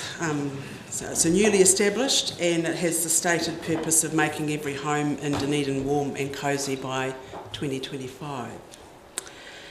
And I guess the trust had its genesis when some of us working at the coalface of the community could see a fairly fragmented approach to improving insulation and energy practices in Dunedin, and the impact of living in cold, damp housing and what that was having on families. So along with the community, Otago Community Trust as a partner, we hosted a workshop in September 2013 that brought together 76 people, from energy experts to insulation providers through to social service agencies and relevant government agencies. And what was probably not that remarkable but certainly very encouraging was that there was general agreement by all of those people on that day that a coordinated approach was favoured. And so a steering group was set up to progress matters, and it does seem when you say it was September 2013 that it's taken us quite some time. And I'll tell you in a minute what we've been doing since then, but we have actually looked at what works best in other parts of the country. And Scott was just mentioning that we're one of the few larger cities that doesn't have a trust that coordinates this sort of activity. And I guess the broader vision is larger than just insulation. It's seeing the need to educate householders on energy efficient practices, heating, insulation options. And you'll see from the submission that there is engagement from a wider stakeholder group. I think that's a pretty important thing for this type of activity to be successful. So we have support from KTKO and likely funding from the PHO and Public Health South. And we're also seeking funding from the Otago Regional Council and in the process of applying to the Otago Community Trust. So now we come to you and seek funding from the DCC to get the work of the Trust underway. The Cosy Homes mission aligns very well with the DCC strategies, where warm, healthy and energy efficient homes are key features in a number of your plans, the spatial plan, the social wellbeing strategy and the energy plan in particular. It's also critical in achieving the economic development strategy for Dunedin that you want to be, or we need to be, a compelling destination. And there's nothing less compelling than a cold house to live in. The health benefits are significant, and there's been quite a lot of research done on that. Healthy Homes, Tai Tokerau in Northland, have actually tracked the pre and post insulation results, and over 5 years there's been a 36% decrease in hospital admissions that are attributable to cold housing, 25% decrease in days off work. They estimated 18,000 homes were in need of insulation when they started, and they've provided 6,500 fully insulated homes at no cost. So I don't know that I need to convince you of the merits of this trust, but what I need to say today is that it has the potential, I think, to harness resources that isn't there at the moment, and bring in support from a wide range of quarters, and now it needs the legs to do it. And we don't know what the future holds in terms of central government funding, but I suspect that we're going to have to advocate significantly on behalf of the Deep South. Some of us would actually say that in fact the insulation that's provided needs to be at a different level down here. That's not considered one of the issues that ECA are looking at the moment, but there's a whole range of things that I think we're going to have to work on. And what have we achieved today? Well, we brought together key stakeholders. We've got some agreement and I guess a shared vision and mission. We've looked at the various models around New Zealand of how we best approach this. We've determined what the best approach for Dunedin is. We've established a legal entity and developed a work plan, and we're ready to go. But we can't really make the progress that we need to make without some operational funding to get going. And look, it's a tricky thing when I appreciate that you're all sitting around working out how you're going to actually carve up the dollars that you have to spend. And so this trust is actually suggesting that some of the electricity fund be actually apportioned to supporting the development of this trust. Ideally, I'd like to think that we had some hump funding so that we don't have to take money from that very important fund. But in order to get this project going and the long-term vision achieved, we need to get started and we need some funds to do so. So that's the basis of our submission, and Scott's here in support of me if there are any particular questions. And I think I'd just add to what Gillian's already explained, that Cosy Homes Trust is building the safety barrier at the top of the cliff. And if we don't do that, we will forever and a day be driving the ambulance to the bottom of the cliff. So this is really crucial, strategic and really important work. And the other documents are that we've got I don't know if everyone's circulated our operational plan. We didn't bring 20 copies. And our strategic document is available as well. Right, questions, councillors? Councillor Wilson? The first question is, does Anglican Family Care know and understand that this request is in, and, yes. they're supportive? There will be a report on that comes forward, I understand. Yes, I believe there's a staff report coming to. Great. Sorry, and the only other question is, I'm just wondering if the timing is now right with Nick Smith appreciating that not New Zealand isn't all the same when it comes to risk factors, and so part of the advocacy you might be doing, taking your insulation case further, saying that not New Zealand isn't all the same in insulation, and that's something that you'd be advocating, and possibly in building design. Yes, we're certainly focused on the most important. So it's not just it's looking at homes in need, people in need, and addressing the crucial problems first. Was that a way of addressing the question? Well, if you're successful in getting funding, there is no point necessarily, there is some point, but would you be advocating quickly to get a higher insulation and design standard for housing and for the southern part of South Island, for example, because it is different effects, in order that any new work is happening at that level?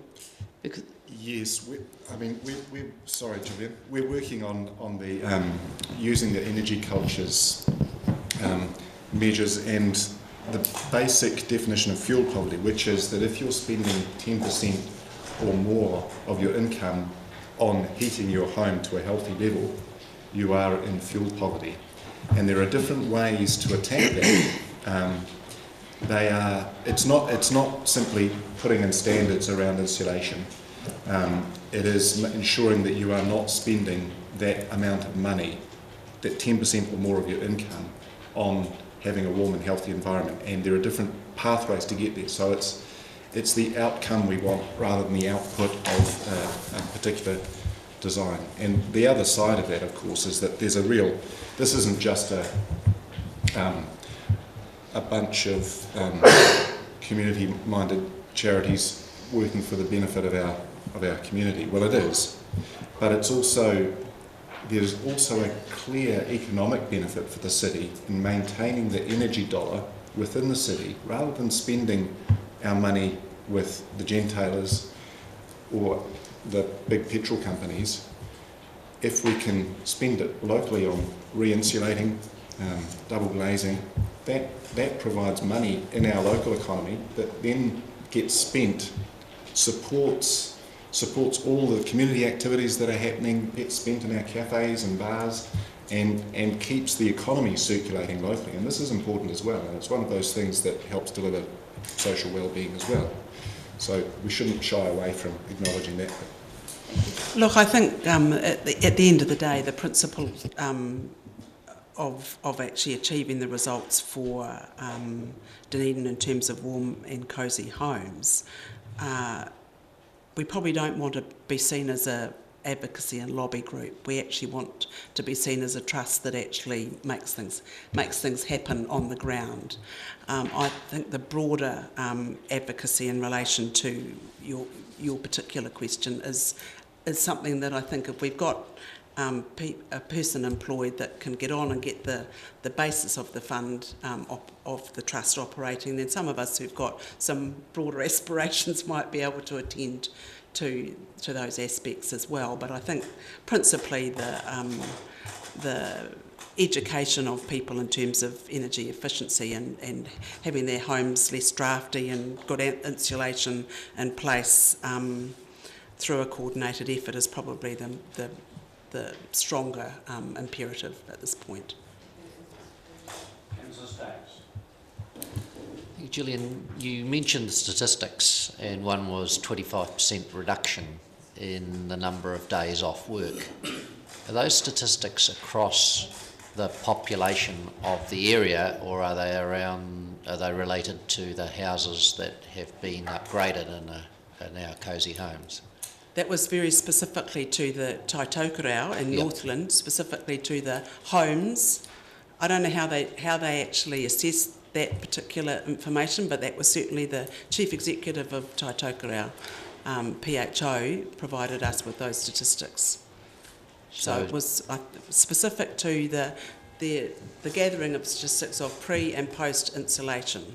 So presumably because they were PHO, they have access to some measure of the time off work spent in their population, their PHO enrolled population, pre and post Yeah, I can't recall either, but I know one of the things that impressed us when they came down to talk to the governance group was the rigour with which the PHO is looking at the benefit. Because they're a public health organisation, they have to be able to prove that this intervention is working, and there is now unassailable evidence that this type of intervention, $1 spent saves 4. It's really basic stuff, and it is reinforced all over the place.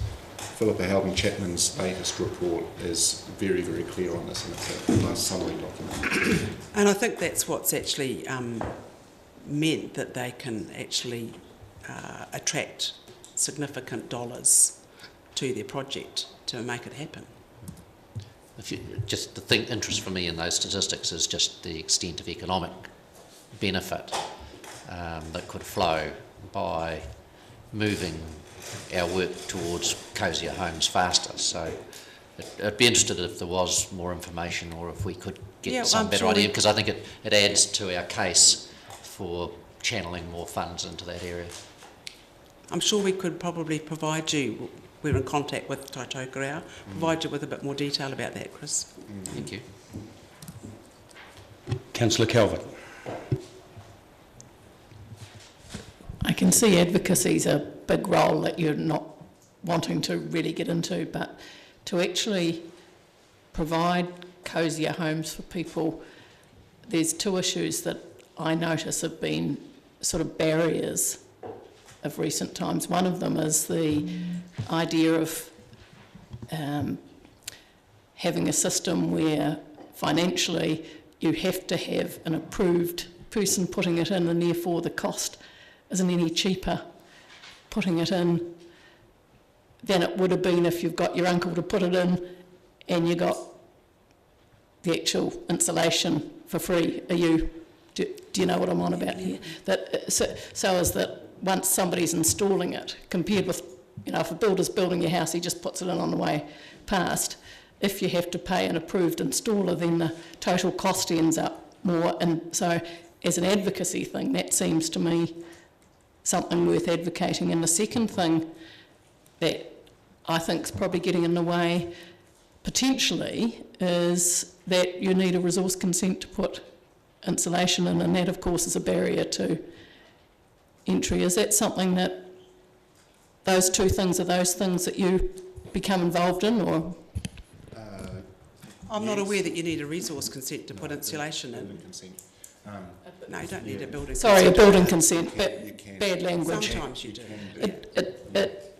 If our staff can just shut their ears for a wee moment, it depends a wee bit which building inspector comes across you putting insulation in, I think. Well, you don't need a building consent for ceiling and underfloor insulation, but if you're removing cladding and more than just repairing, you may need a building consent. And we're generally, planning department is relatively sensible. But to go to your question about the cost of insulation, it is true that since the ECA scheme, various ECA schemes started in 2009, there was a little bit of the industry finding out how to do it, and there was a little bit of the cost of maintaining that staff and the cost of inefficiency of a nationwide administration meant that insulation was often more costly than it was if you're a landlord or an owner who would buy it directly. And with the subsidy, it sort of equalled out. And so the subsidy effectively took out that onerous part of putting it in. But what has happened over that period is that there's also been a skill base and a knowledge base built up. And now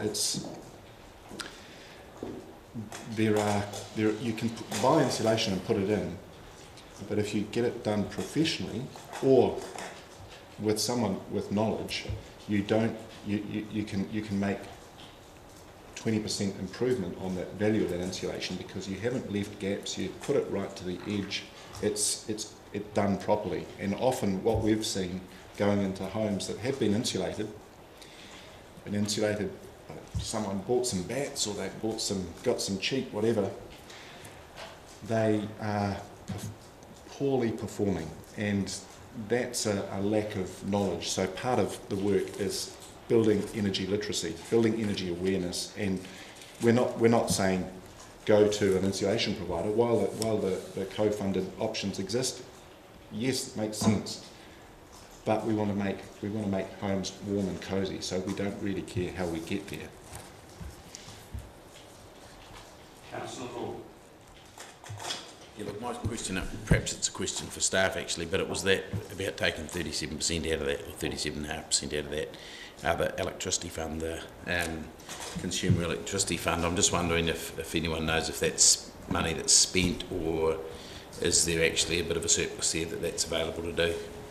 There is a report coming forward for us on that next week. Yeah, okay. We understand that the fund is well utilised.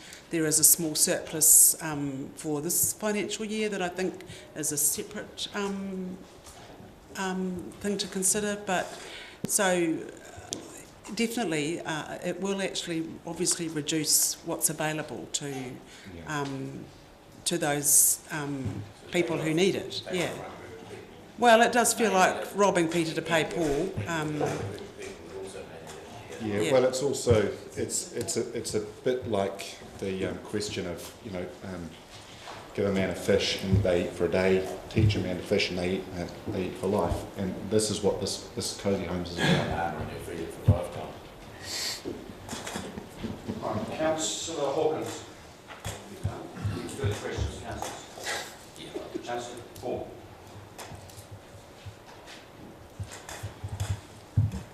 Are you aware of the Building Act changed in January 2015, which allows you to do a lot of insulation without any consent? Yes, yeah, and certainly there's the ability to buy insulation. Anyone can buy insulation, anyone can do the work.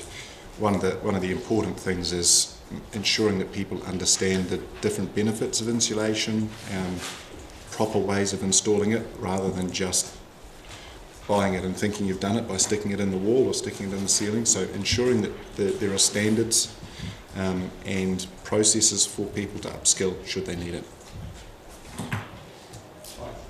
Can I just add to that there are, in some instances, safety issues around, for instance, downlights and insulating over them. The halogen ones are very hot and you can't put the insulation over them, and there have been instances in the last few years where amateurs have put in underfloor insulation, stapled through electric cables and killed themselves. So there's a few hazards. It's not that common, but there are hazards with doing it yourself if you don't know what you're doing.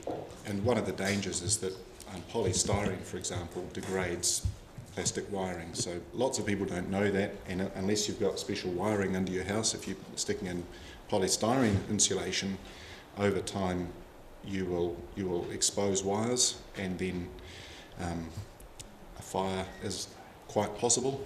And these are really simple things, and there's no anyone can go into Mitre 10 and buy a bundle of polystyrene insulation. There are issues that need. Just a quick question, Your Worship. It's been a couple of months since I've seen this documentation, and it's fleshed out considerably, so clearly you guys have been busy. I guess my question is just around the project plan, which is attached. It anticipates ramping up pretty quickly post 1st July, which is great on one hand, but also has some fairly ambitious fundraising targets around it. In terms of the approaches which you guys have identified that you have made, and the discussions that you've had with the likes of Public Health South, PHS, are you reasonably confident that what is in that project plan is achievable within the context of that those conversations that you've had about funding? Or I would say it's a live document, so it's ambitious. It's ambitious, and it is undergoing review as we can, as we know more. But one of the important things is that we need operations to do it. There's only so much we can sustain out of our existing organisations, and we need operations to get things really underway. I think we've got a fairly a very powerful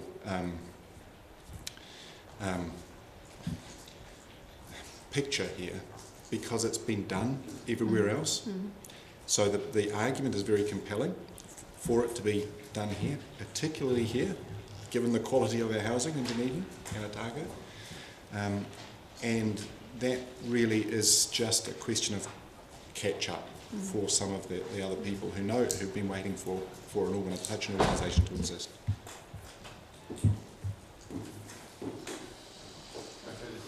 No further questions? Thank you very much, Jill. Gillian, thank you, Scott. Right, on to Football South, Mr Chisholm and Mr Holdridge.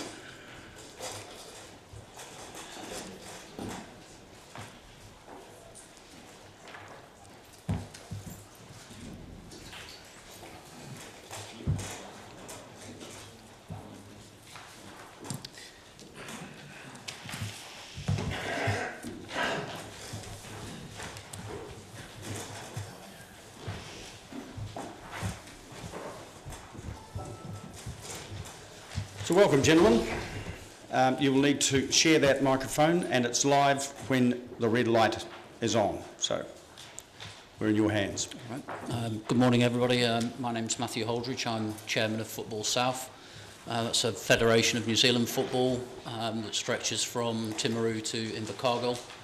Our largest playing base is here in Dunedin, and I think the story that we handed out that was published last week in the ODT really reflects where we've known football has gone over the past 10 years, but I think it was probably quite helpful to illustrate that in relation to other sports and recent news.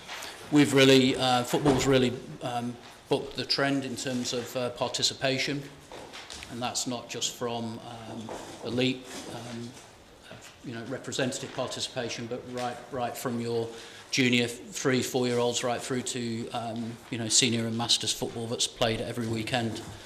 Our submission here today is to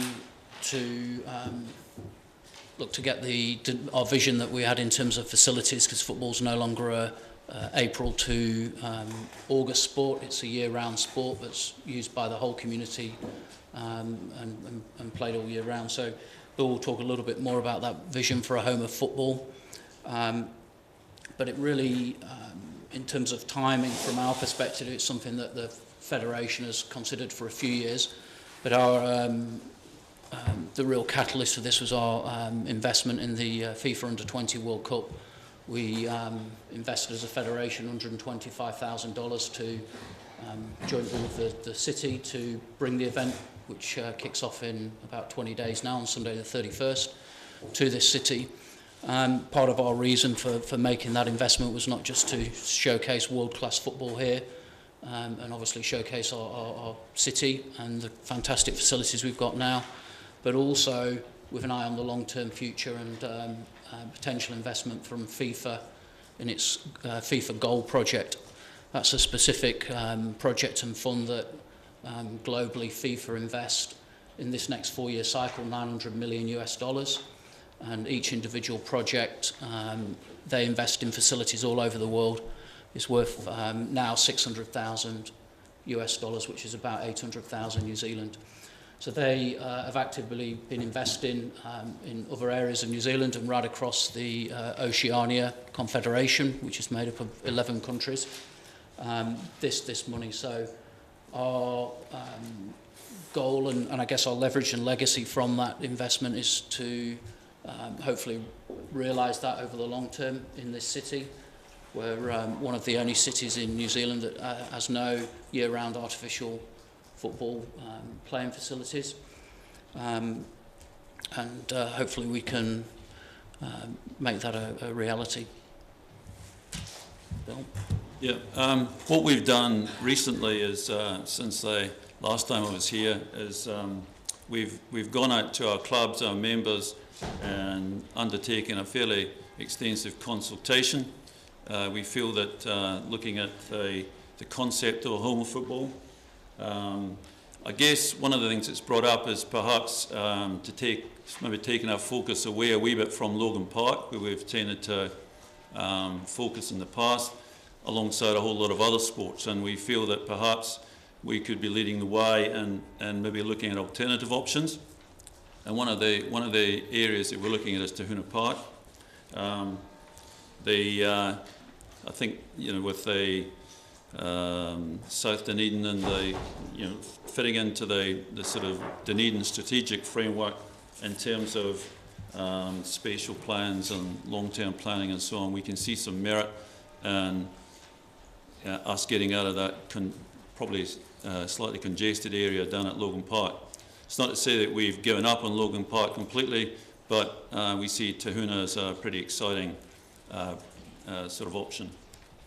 So I guess we're asking that the concept of a home of football is supported by the council, and we're seeking perhaps a commitment to help Football South work with your staff and with councillors, looking at a full, I think we want to take it a stage further now. We want a full feasibility study for the utilisation of Tahuna Park or any other options. The ones that have tended to come up, obviously Logan Park, Opoho, the Oval, but I think the Tahuna Park does present some size there for future expansion as well, in an area of the city that's well serviced by high schools and intermediates and so on. So we can see a real community use, even if it's dedicated to football. We still see a full community use of the facility. So are you happy to take questions? Yep. Good. Questions, councillors. Councillor Wilson. Just wondering, we've got a submission from Ellen Barber from one of the clubs. Yep. And just want to understand, they also talk about Tahuna and working with you. Do you guys see their club, the Dunedin Technical AFC, using that as their home as well? Probably not. We see them as using it, but not in preference to other clubs. But certainly they would be using it. But that club has looked at Tahuna for a long time. One of the problems with Tahuna in the past was that there was a possibility that it would be, the whole area would actually be used by the water treatment, but I gather that's not the case now. So, yeah, Dunedin Technical are pretty well serviced with Culling Park and Te Kaua Park, so I wouldn't see Tahuna being their specific home ground now. How do you see this ground then? So how do you see a artificial turf being used by all of the clubs? And I don't know how many clubs there are in Dunedin at a senior level, but also the savings it might be in that we reduce the number of parks that are required to be maintained for soccer in Dunedin? Yeah. Well, they reckon that one artificial turf is equivalent to about 6 natural turfs. The other thing with the natural turfs is that they can go from 7 in the morning till 10 at night, a la hockey or whatever. And I think it's pretty well borne out in other centres. I know in Christchurch, they have the one at English Park. It's used by a variety of ages, from 4-year-old to 84. Well, the masters grades, all hours of the day. So, and you can see it being used by schools as well. So I think it would get a wide community use. Yeah. Question, and the sort of pricing you're talking about, does that include lights? Because the use of from 7 to 10, obviously. You need lights. And is this why you're supporting the lights at cricket? That's another question. I guess we support the unintegrated plan for Logan Park as well.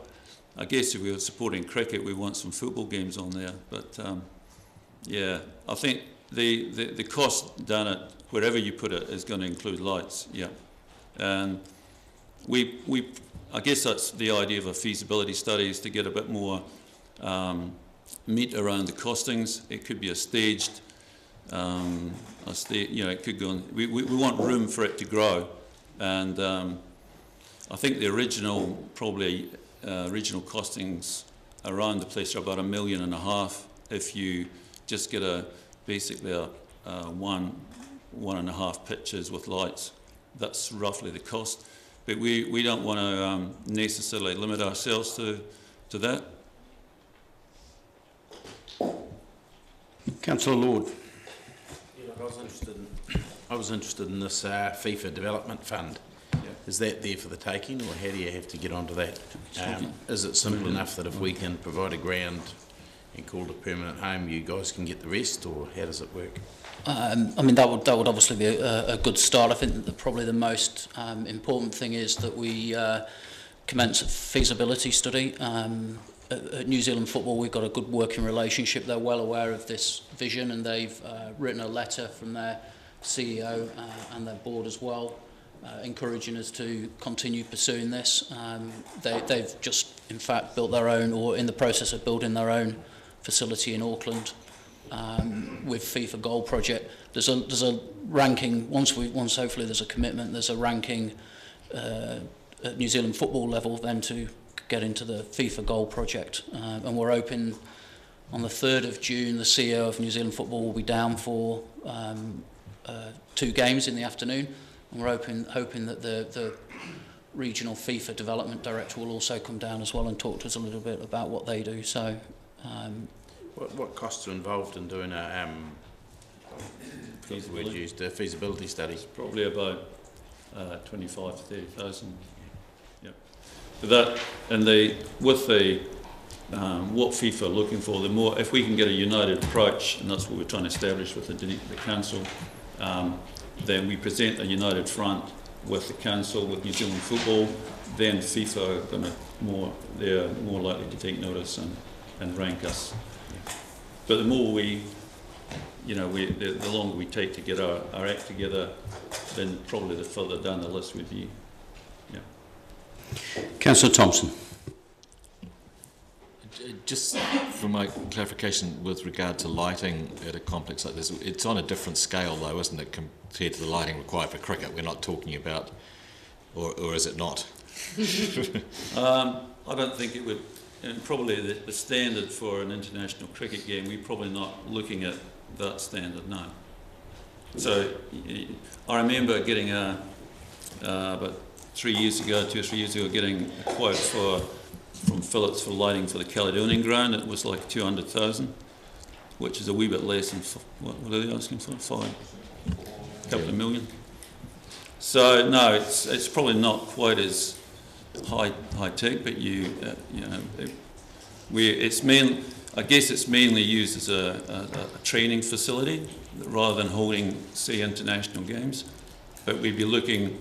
One of the ideas for a football centre or a home of football is that you can then, together with the facilities around the city, university, tertiary, is maybe attract international teams down here for maybe in the off season for training and that sort of thing. Like with, I guess, looking at relationships like with Shanghai and that sort of thing. Councillor Wiley. Thank you. Excuse me. Bill, does futsal come under the Football South numbers? Yep. Well, you can add them on if you have a look at I think in that article it mentions there is a bit of obviously an overlap, but that's where it becomes a 12 full year-round sport, if you like. Futsal is included in football, but it's separate as well. So in terms 1 and 4, we tend to run the futsal leagues inside at the Edgar, and that's another facility that's bursting at the seams. We have 385 teams in term 1, which is equivalent to about getting on for 2,000 kids. You can play futsal outside, but it's better on like an artificial or indoor surface. So we could get more development for futsal as well. How many kids were playing futsal 10 years ago? None. So in 10 years you've gone from 0 to 2,700. Yeah. And 385 teams. Yep. Okay. And these are all basically school-aged teams, so you're servicing basically all the schools in Dunedin. Yeah. Yeah, just have to see the Edgar Centre car park on some days, yeah. You want to go down there, it's like Piccadilly Circus Yeah. on a Tuesday, Wednesday, Monday, Tuesday, Wednesday afternoons, yeah. Yeah. In other centres, how has soccer growth gone when an artificial pitch has been installed? I think it's we've got plenty of growth there anyway, but it's a question of sustaining it and improving on that. I think you need the facilities to go with it, otherwise you stunt that growth, and it's not just in growth, it's in quality of the experience that you supply to the players and coaches. Yeah. Okay.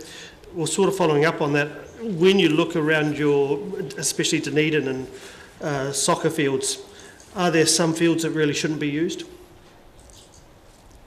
Probably. Yeah. But there's always and that's the idea. You know,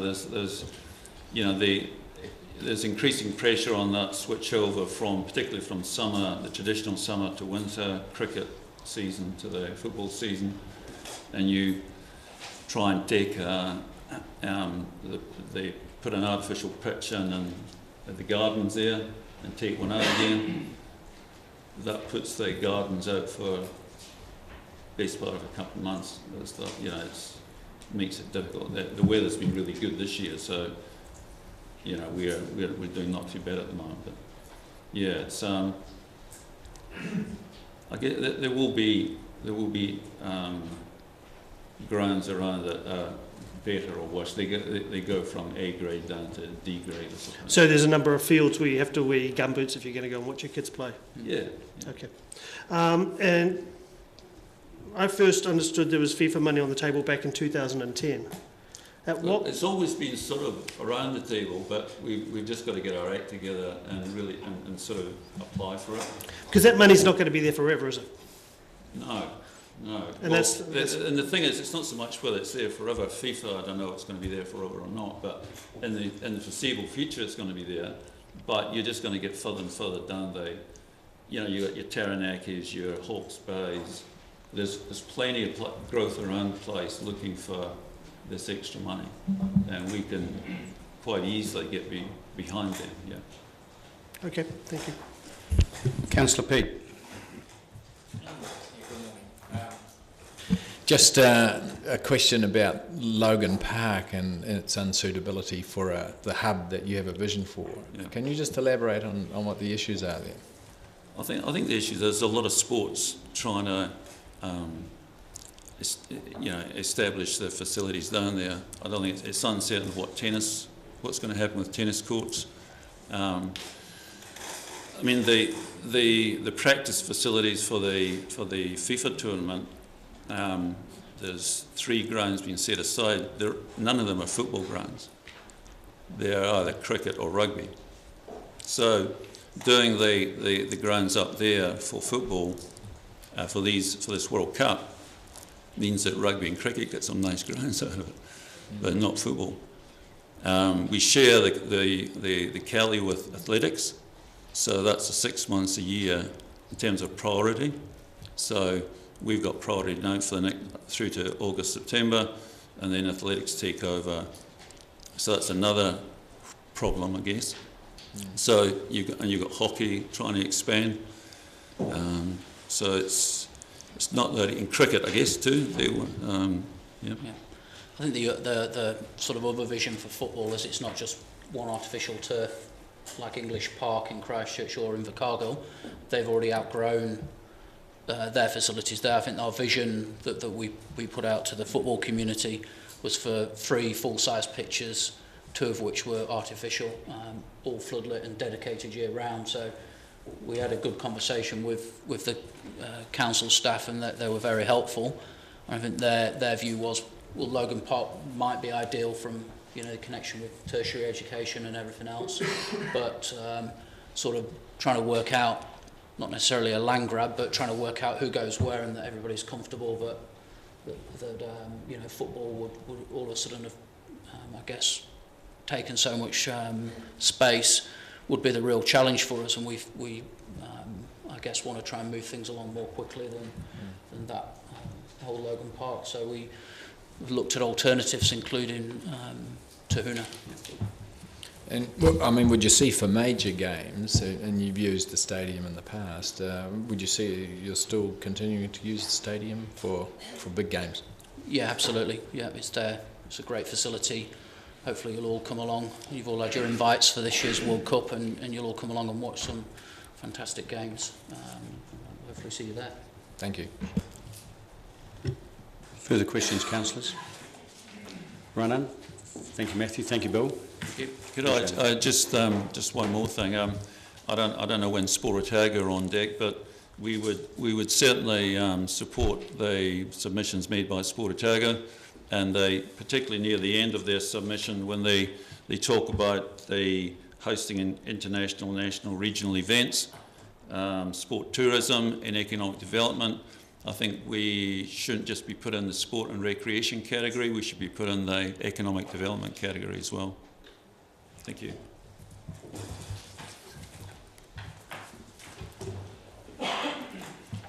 Mr. Bryce.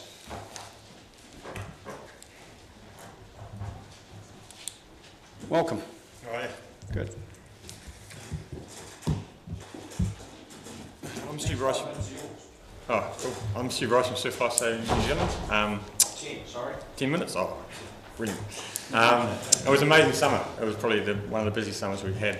Lifeguards in Otago, especially Dunedin City, provided over 8,500 volunteer and regional lifeguard hours on the 4 Dunedin beaches. There were 30 rescues throughout the season, 50 first aid and 10 searches. Of that, the majority of those are volunteer, which are the Saturdays and Sundays from Labour weekend through to about mid-March. And of those 20 rescues performed, three of those volunteer rescues won the Rescue of the Month awards for the South Island. So they're pretty impressive. You may have seen in the paper throughout the summer. So a lot of the young guys out there doing some pretty good stuff. April's Rescue of the Month was held very early on in April, but it was an out-of-hours rescue where 2 guys who got their lifeguard awards this year went and rescued 2 kids on board. So it's one of those ones, if they weren't there, it would have been a different outcome. We're submitting here to ensure that the Dunedin Regional Lifeguard Program, which is the Monday to Friday service over the school holidays, which is a paid service at the 4 Dunedin beaches, Brighton, St Clair, St Kilda and Warrington, has enough money out of enough allocation in the community grants funding pool to continue at the rate we received in 2013-2014 year and allow any future increase in that grant. Last year we got a one-off increase from the previous year to allow us to operate at our level we need to be at, and hopefully the pool to allow us to continue on with that path. The last 2 summers have been polar opposites, so last summer was great, the previous summer before that wasn't the best, and I think we're all well aware of that, but our stats say we only did about 5 rescues less in 2013-2014, so there's still people hitting the beaches on bad weather, but we need to allow us, our company, our entity, the ability to continue on and plan, so we've got enough staff so we can pick up the staff so they don't head up to Cromwell and Queenstown and get summer holiday jobs. We can have the pick of the crop before they go and pick the crop. But yeah, that's basically our submission, and if there's any questions, I'm more than welcome to take them. Questions, councillors? Councillor McTavish. Thanks, Stu. I just have one question, and that's relating to your wage increase. Are you going to be, when you come in, because I know it's a convoluted process this year, but when you come through to the grants round, will you be applying for the full 124,000 or whatever it is? That's 124,000 in about 10 years, 12 years. Oh, sorry, so this year we'll misread be submitting for just $110,000. Thank you. Further questions? Rana. Thank you very much, Brilliant. Mr. Bryce. Thank you very much. Cheers. Ms. Flockton.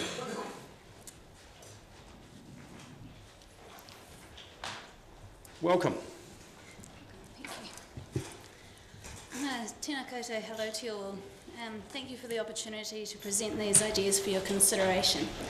My name is Kirsten Flockton and I'm a resident of North East Valley and an executive member of the Valley Project. North East Valley is a strong, bustling community with a diverse range of people who live here. Young families, migrants, elderly, youth and the vulnerable make up our community. North Road is the main arterial route which people traverse along to and from their daily business. The valley is believed to be the most vibrant suburb in Dunedin city, we think. People walk and know each other. The valley is a tourist destination with buses and tourists making the trek along North Road to visit Baldwin Street. North East Valley's community includes low-income groups. The Ministry of Health 2013 Socio-Economic Deprivation Index shows North East Valley scores 7 on the index, 10 being the most deprived. It's from the New Zealand Herald. So, Chingford Park. Chingford has been a popular park for many years with grand trees, structures and green spaces. The Lindsay Creek winds through the park next to the children's playground.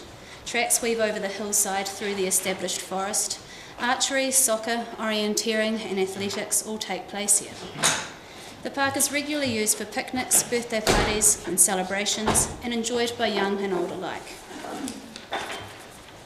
It is with this in mind that the Valley Project and I petitioned the Council to provide community facilities at Chingford Park, specifically, where there is none, public toilets, water fountains, picnic spaces, water quality monitoring of Lindsay Creek, and a safer road crossing option at the North Road entrance.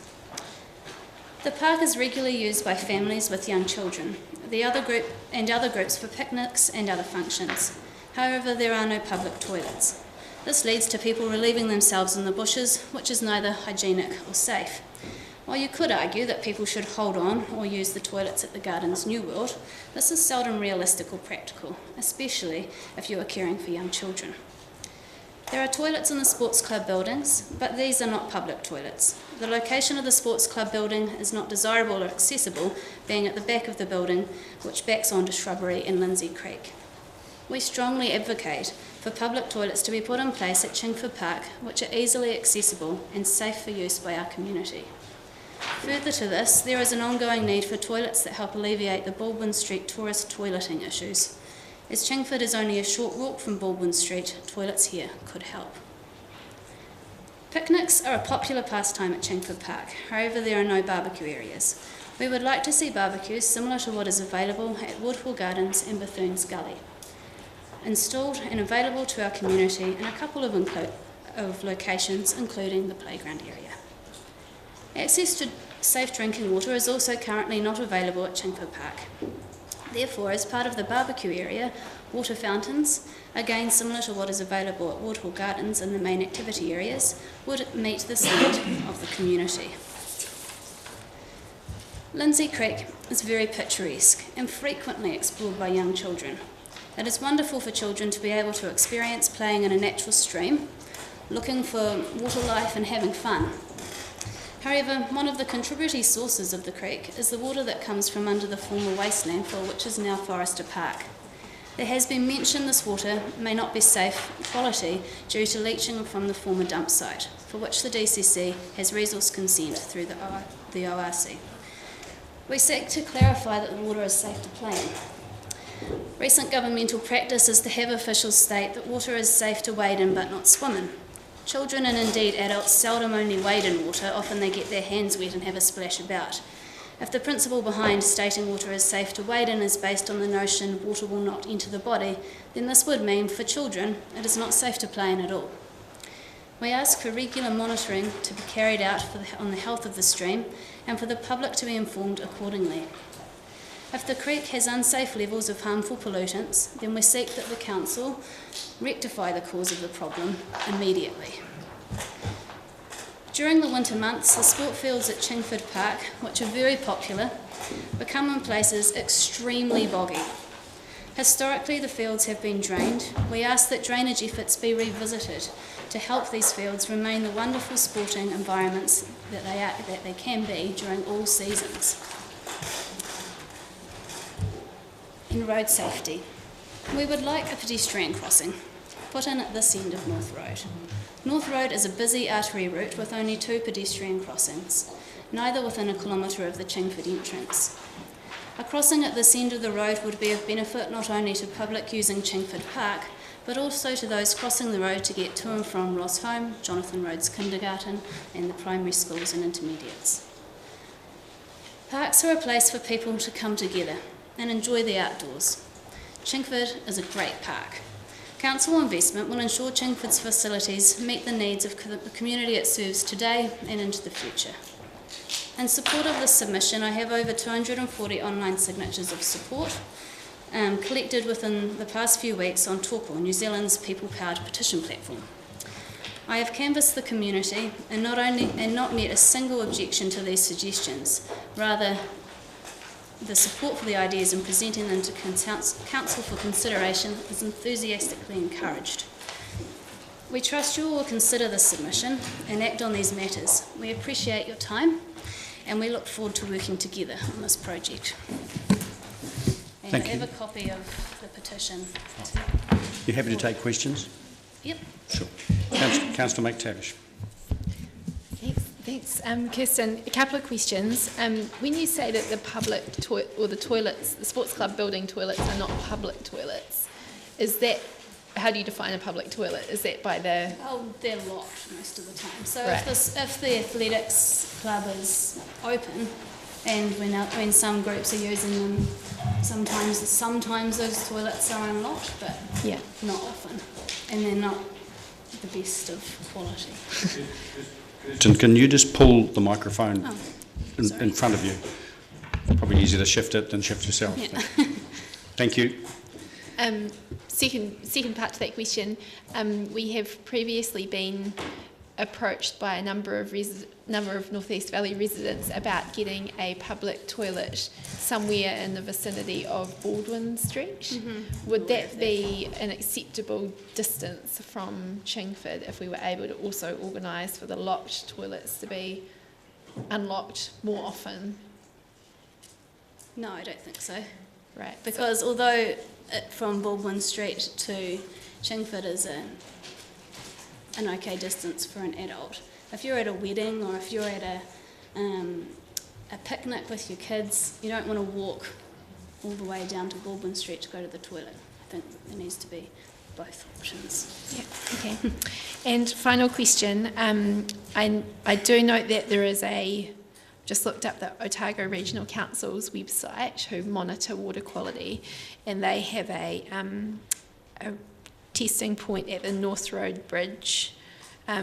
Is that a site is that close enough to the area that you're referring to that you're comfortable with that, or is your request that we liaise with the ORC about getting specific testing in? I think initially that would be a good idea, because the talk within the community is very much of, is it safe? What's going on here? And I think if you've got that level of murmur, it's good to find out the facts and make it be known. Yeah. And have you submitted to the Otago Regional Council on that topic, or No. Okay, thank you. Not yet. Yeah. Thanks. Councillor Peake.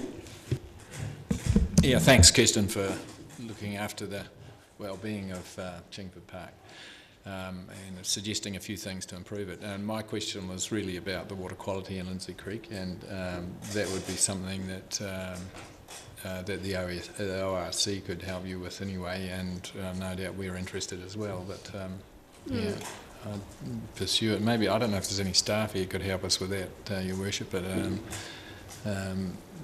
yeah, anyway, it seems like there is some monitoring of the quality, but whether it's in the right place is another question, isn't it? And monitoring for all of the things that it possibly needs to as well could be an issue. Thank you. Councillor Hawkins.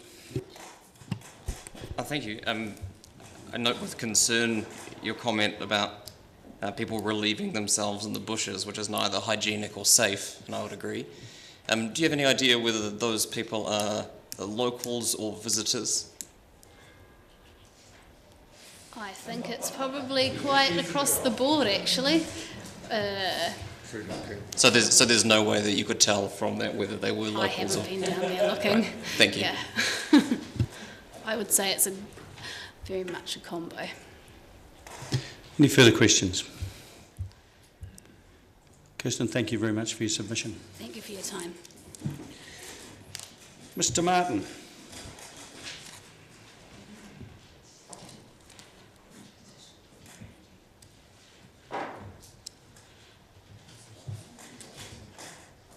Welcome, Nate. G'day. How you all doing? You hanging in there? Cool.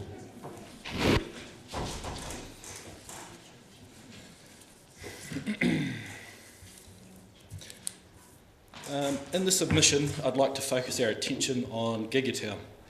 I want to discuss the perceived lack of progress in the last 5 months, the missed opportunities, the lack of transparency and communications. From there, I'd like to suggest what I believe is the best way forward, which is framed by the Gigatown comms strategy that is currently being developed.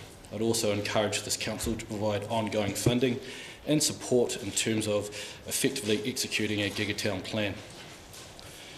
We all remember the excitement of winning the Gigatown competition. For me, what was particularly exciting was how the community rallied for a common cause, the gig infrastructure. This engagement stretched across the community from schools to businesses and even DCC staff. It created a powerful forum and a direct line of communications, which is one of the real tragedies regarding Gigatown Dunedin's progress, or lack of. When Gigatown ceased, so did that forum, which was the link to the community. That forum could have been utilised for this draft long-term plan. Some of the challenges you guys will be familiar with in local government is the lack of engagement from the community, and often it's an indifferent community. We had a motivated community which we've now lost. In order for the Gigatown plan to be successful, it will absolutely require community engagement and involvement. Reconnect with the same goodwill that the competition generated. I've been involved with the Gigatown campaign from the beginning. I've spoken to all the stakeholders, including the Mayor, some councillors, chorus representatives, the Digital Community Trust, the wider business community. In fact, I hit some of them up for campaign sponsorship. I supported Digital Office, donated my time and money to this cause. I also persuaded Ian Taylor to get involved. The words that continually are repeated in public forum from the stakeholders are bureaucracy and frustrating, which I absolutely get. However, while people were busying themselves at being frustrated, no one considered to let the community know what was going on. And in my opinion, this should have been a bare minimum, especially because the commitment the community had shown during the Giga competition.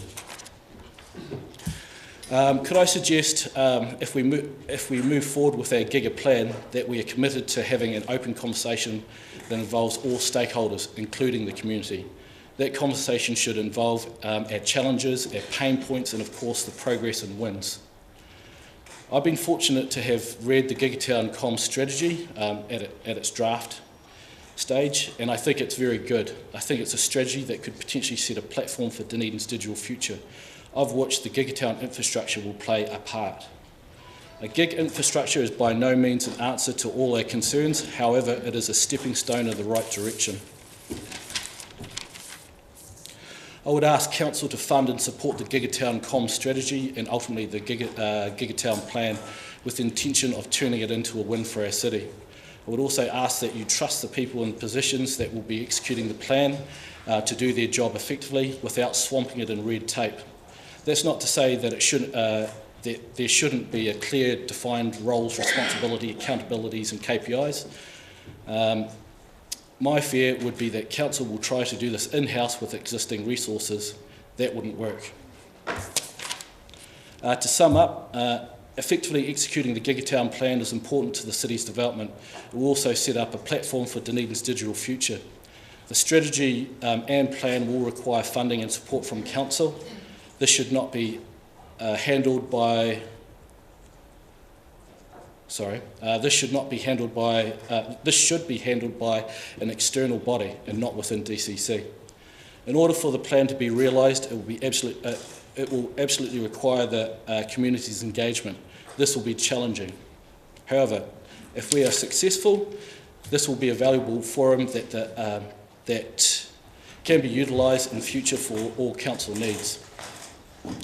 Not only is the community waiting to see what we do with the gig infrastructure, the nation is as well. Could I suggest we surprise everyone and turn this into a big win for Dunedin and New Zealand? Why not, right? Thanks. Questions? Councillor Hawkins. Thank you. Thanks, Nate. Just for my own clarification, you've said that you don't think the project or the funding of the project should be handled in-house by council. In your submission, you've also said that you've got issues with transparency and comms from the Digital Community Trust and the Digital Office. So who are you, that would rule out both of those Digital entities? Office, it should sit with Digital Office. They should oversee it. The funding should go directly to them, in my opinion. But they're governed by the Digital Community Trust? I get that. So you're comfortable with them in a governance capacity? Digital Office are responsible for executing on the digital strategy. So I understand it has to go through Digital Trust. That's the means as it is at the moment. So because of that, I would support the Digital Trust in order for Digital Office to get the funds that they're required. Would you care to elaborate on your transparency issues? What's that, sorry? Would you care to elaborate on your transparency issues? My transparency issues? Just in your written submission, it says there's been a lack of transparency from the Digital Community Trust and Digital Office. Lack of transparency meaning a lack of progress reporting on what's been happening. It's been 5 months now, and let me tell you something. I put a post out on LinkedIn, and the feedback from that has been pretty remarkable. There's a lot of people in the business community that are kind of just waiting for progress. We won this big prize, and it feels like things have just been sitting. I'm sure there's probably been progress in behind doors, but if it's perceived that nothing has moved forward, then in fact people just believe nothing's happened. So in terms of transparency, what I mean to say is that I think what should have happened is that if there were any issues or pain points, that should have been discussed and open to the community, so the community can actually get a gauge of where things are at. Right. Does that answer your question? Yeah. So it's more of a communications issue than a nefarious intent that you're suggesting. That it's a lack of action rather than dodgy actions. That's what I'm trying to get my. I'm going to say yes to that. Okay. Yeah. Thanks. Further questions? There are none? Cool. Thank you very much for your submission. Jan Tucker.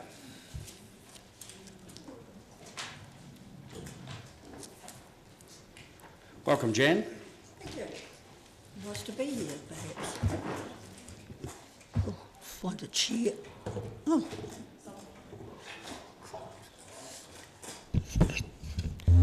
Right.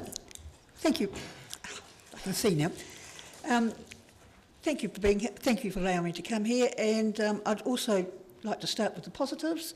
Thank you for the past support we've had for the 2 projects, hanging baskets and murals. Now we do have to apply through the grant scheme, but we do appreciate the help we've been given in the past. And I would think you would agree that the results of that have been, the money has been well spent. I'd also like to take this time on behalf of Keep Dunedin Beautiful to compliment the parks on the flower beds around the city. I don't think they get enough recognition.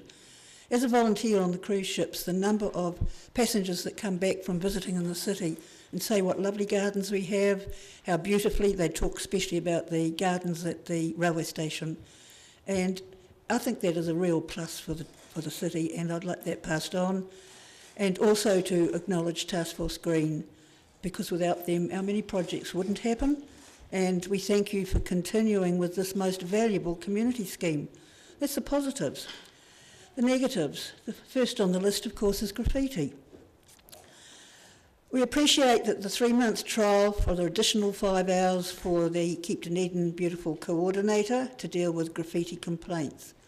It is a great start, but that all is just that. The reality of the workload and the graffiti problem in general is much larger, and I'm sure you will appreciate that. Darlene has listed what she's achieved in this limited time to date. She's done a tremendous amount of work, and some of that has impinged really on her Keep Dunedin Beautiful work. However, she felt it was important. But the limited time does not allow for follow-up to make sure that removal actually happens. We had a complaint about graffiti on the guns at Tomahawk. I don't know what you call guns, what are they? Gun placement at Tomahawk. That has been passed on, but we don't know, and she doesn't have time to go and find out, has it actually happened? So, although these things are being dealt with, we have no time to find out what's being happened. Citywide, the problem's not going away and requires a greater allocation of time and authority to proactively deal with this growing problem. If we're to be a compelling destination, we strongly advocate not only for our coordinators' hours to be increased, but also for a paid, dedicated tag-out team. Other cities do have them, with the authority and budget to deal with citywide graffiti. We would really like to see the coordinator hours increased from 5 to 10 on a permanent basis. With a working budget of $2,000, the total cost would be $18,000. The second big grip that we get is the city street cleaning. Now, Daryl, that does the centre, the CBD, does a great job with it. He's got a lovely new machine. But we get complaints from all over that the streets are not being cleaned. And looking at it, probably needs at least 2 more people. And we do believe that the University North End area does need more attention. The other centres like Mosgiel, Port Chalmers, for instance, we have a guy arrive periodically with a blower and a vac blower, and he blows up the street, and all the shops shut the door because all it does is blow everything or everywhere. This is not what street cleaning is about, I'm sorry. It needs to be looked at with a far closer, and I'm sure Mosgiel probably thinks the same. Just interestingly, as part of Keep New Zealand Beautiful Clean-up Week in September, we would encourage all councillors to follow the community board and leads and join in a clean-up in your area. That's in September, we'll let you know. Our second big gripe, and I think we've brought it before, is to deal with the reserves grass cutting and litter collection. Some of our contractors do a great job. Others get out and mow, and that's all they do. As soon as they see a bollard or a tree, they just mow around it. So consequently, you get the long grass that goes up as high as the bollards. No one ever seems to be monitoring this. The other thing they do is mow over litter, and I know it has been pointed out that one of the contractors that does up on the motorway park does a great job. He gets out and picks the litter up before he drives over it. Others aren't so good. Watson Park the other day, what had been a takeaway box, the mower moved over it. We now have 20 bits of takeaway box to be picked up. And similarly with a rather dead possum that was just skin and bones, he drove straight over it. And we now had scattered for miles. I mean, come on. I think perhaps contracts need to be looked at and monitored a little better. Our Adopt a Spot people point a lot of these things out to us, and yeah. And the only other thing that has really come up, and I don't know whether this is with an annual plan context or not, and this is the Octagon market. By shifting the cones in the Octagon for the cruise passengers is great. It's got rid of those awful orange cones. But however, when they look out and they look at the tents that are being used for the Octagon market, they really are very tatty and very unrepresentative of our beautiful city, which would I remind you that last year we won Keep New Zealand Beautiful's Best City Award. So we need to keep it up. Thank you, that's me. Questions, councillors? Councillor Wilson. Thank you, Jan. I'm just interested, you just mentioned Adopt a Spot scheme. Is that where people say they'll look after an area? Do they actually pick up the rubbish, or do they just check it out and call in help if they need it? They pick up the rubbish. We supply them with bags and gloves, and they pick up the rubbish, and most of them pay to dispose of it themselves. How many volunteers do you have doing that? We've got about, we had it in the wards. Yeah, that's fine. We've got about 30 Adopt a Spots, and some are individuals. We've just had 3 new ones come in this month, and it's ongoing. They're from individuals, groups, you know, the likes here. Thank you. Thank you. Thanks, Jan. Just a couple of questions about the murals that you guys are involved in. Just wondering if there is a way for local artists to get in touch with you and how you manage the process of finding people to do that work? All our artwork is done by local artists, every one of them. We put out, it's out there that we always call when there's a mural to be done, we call for designs. And the likes of the Playhouse Theatre, which is we've just done the big wall on, the designs are given to the Playhouse Theatre to decide which one they choose. Similarly with what's been done on the toilets, the one's being done at one of the parks up there at the moment, it's put out, designs come in, and they're all local artists. And just on the Brown Street site, is that the new retaining wall that you're talking about? The Brown Street site, that's the one up here. Yeah, I'm just wondering whereabouts is that, and hopefully not over existing artwork that exists. No, there's no, well, it's graffiti. Do you call it artwork? I'm quite fond of the whale. Depends what you define by graffiti. We're also not very happy that some retrospective consent will be given to some of the works along the Leith. You get consent. To us, murals are consented. If it's not consented, Thanks. Can I just clarify that, Jan? If it's not consented, it's graffiti. well, No, is that what you mean? I'm just well, wondering. I'm That's what you implying mean. that if something is put there without consent, we don't regard it as, well, I know that's harsh to say, but is it art? I mean, in some eyes, No, yes. I'm asking, do you define graffiti as something that's not consented? Not necessarily, no. Thank you. Not necessarily, but... Jan, just talking about graffiti, how much funding should be put into the graffiti team? And I think somewhere along here we go, we strongly advocate for not only for the coordinators as being increased, but also a paid dedicated tag-out team. Well, I don't have a cost for the tag-out team, but what we are asking at this point is for 10 hours, for a permanent 10 hours, a budget of 2,000 and a total cost of 18,000 at that point.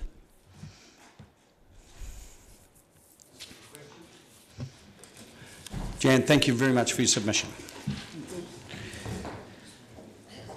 Ms Turvey.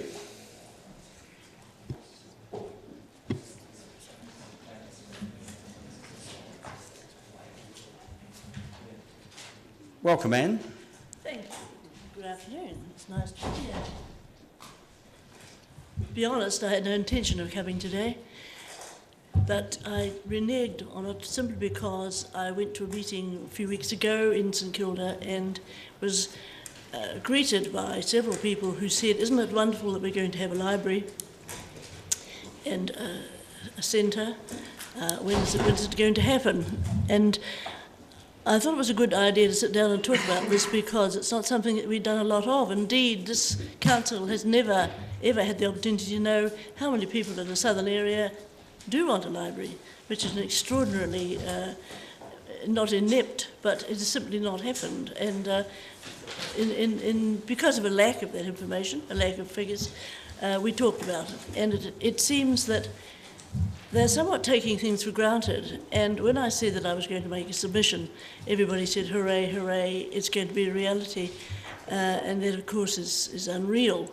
So I believed I should come here and say to you that this is the feeling that it's a done thing. Now, I was very happy with what was in the last information folder that you sent out with respect to your plans. I thought they were great.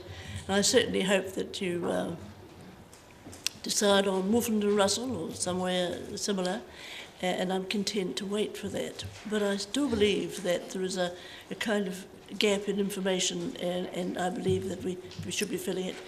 The other thing that I felt obliged to bring to you was the knowledge that people were very worried that you would add too many facilities to the community centre, or whatever you're going to call it. And that last time this happened, when over a period of time, and after all it is 25 years that we've been talking about this, at least that I've been talking about this, there has been a plan to build a library. And perhaps quite rightly, departments have said, well, you know, we could add something on there to that, and we could put some buses there, and perhaps sell some bus tickets there, and so on down the line. And we end up with something that is not the 4 or 5 million that was planned, but the 10 million that we can't afford. And this has meant that it hasn't happened. And I believe that that is a real problem. And this comment was made to me by several people, and I said I would come and talk to you about it because everybody had left it too late to do so. And since I had been allowed to come, and I thank the staff for fitting me in, I believe that that's the message I must pass on to you. A concern that whatever is built, if it is built, will be something that has too many facilities and therefore may not happen. And the second, that people are taking for granted something which they themselves had had very little to say about. I chatted to several people. I chaired a meeting, and I took the opportunity to ask them about how they felt about their relationships and communication with City Council. And there's still a feeling after 17 years of reorganisation and amalgamation of reticence to talk to the City Council. For years of talking to a small borough council and wandering in and out as if they owned the people there, there's that reticence still there, and I doubt that you'll overcome it in the lifetime of those who are there. And I think that this is part of our problem. We don't really know. And so I've asked them and encouraged them to speak to you. And I hope that that doesn't overwhelm you, but I'm here as the advance guard. Thank you very much. Thank you, Anne. Questions, councillors? Councillor Calvert.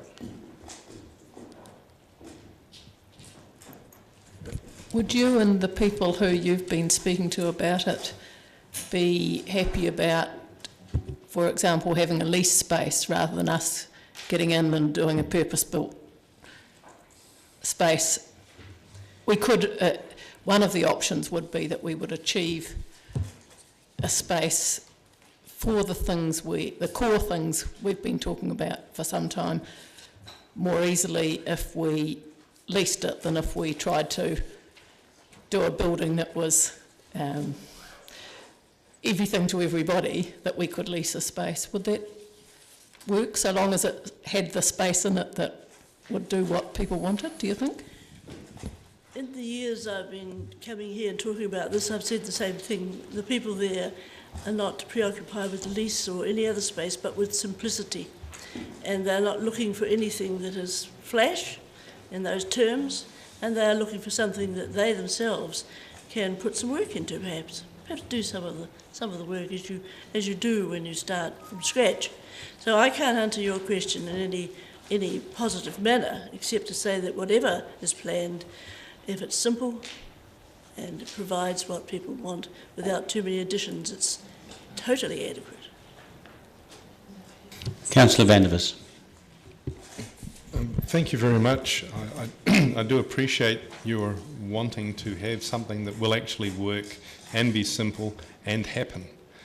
And I'm wondering if you're one of the reasons why you're wanting it to be kept simple is A, obviously you don't want it delayed much further, but I'm wondering if B, you've looked at what happened at Wakawaiti with their community centre, where it progressively had all sorts of things added, in creche and medical centre and goodness knows what else, and we now have a magnificent set of buildings up there that I pass fairly regularly and doesn't seem to be that much used. Is the lesson from the Wakawaiti Community Centre one that you have in mind when you're wanting to keep things simple for South Dunedin? No, it would be tempting to get into that sort of area, and indeed the folk you were talking to me the other day talked about that, and they talked about Mosgiel and the things that they want, and it's always an unwise thing to do to compare these things. We don't do that. Indeed, I have to tell you that when I drive through Wakawaiti I avert my eyes because it's all too tempting to see something so attractive that perhaps in my lifetime I'm not likely to see. No, I don't see any of those things that you suggest, and it has very little to do with what Baker Whitey, Mosgill, anyone else has.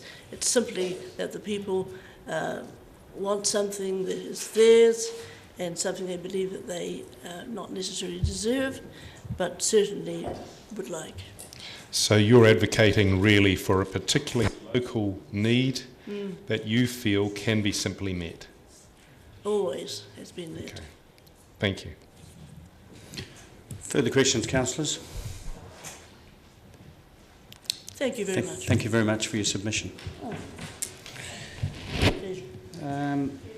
Now, we've got Peter Hills here, but I think Mr Gallagher and Mr Avery are stepping in for Peter, are you? We're expecting Peter to be here. Oh well, look, we can move on to the next. We can move on to the next submitter and then come back to you. Yep, it's Mr Barrett.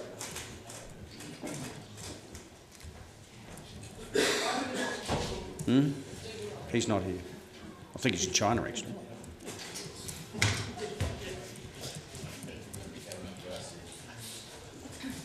Sorry, you took us by surprise. That's fine. We're just waiting for someone else, so we thought we might as well come to you. Welcome. Thank you.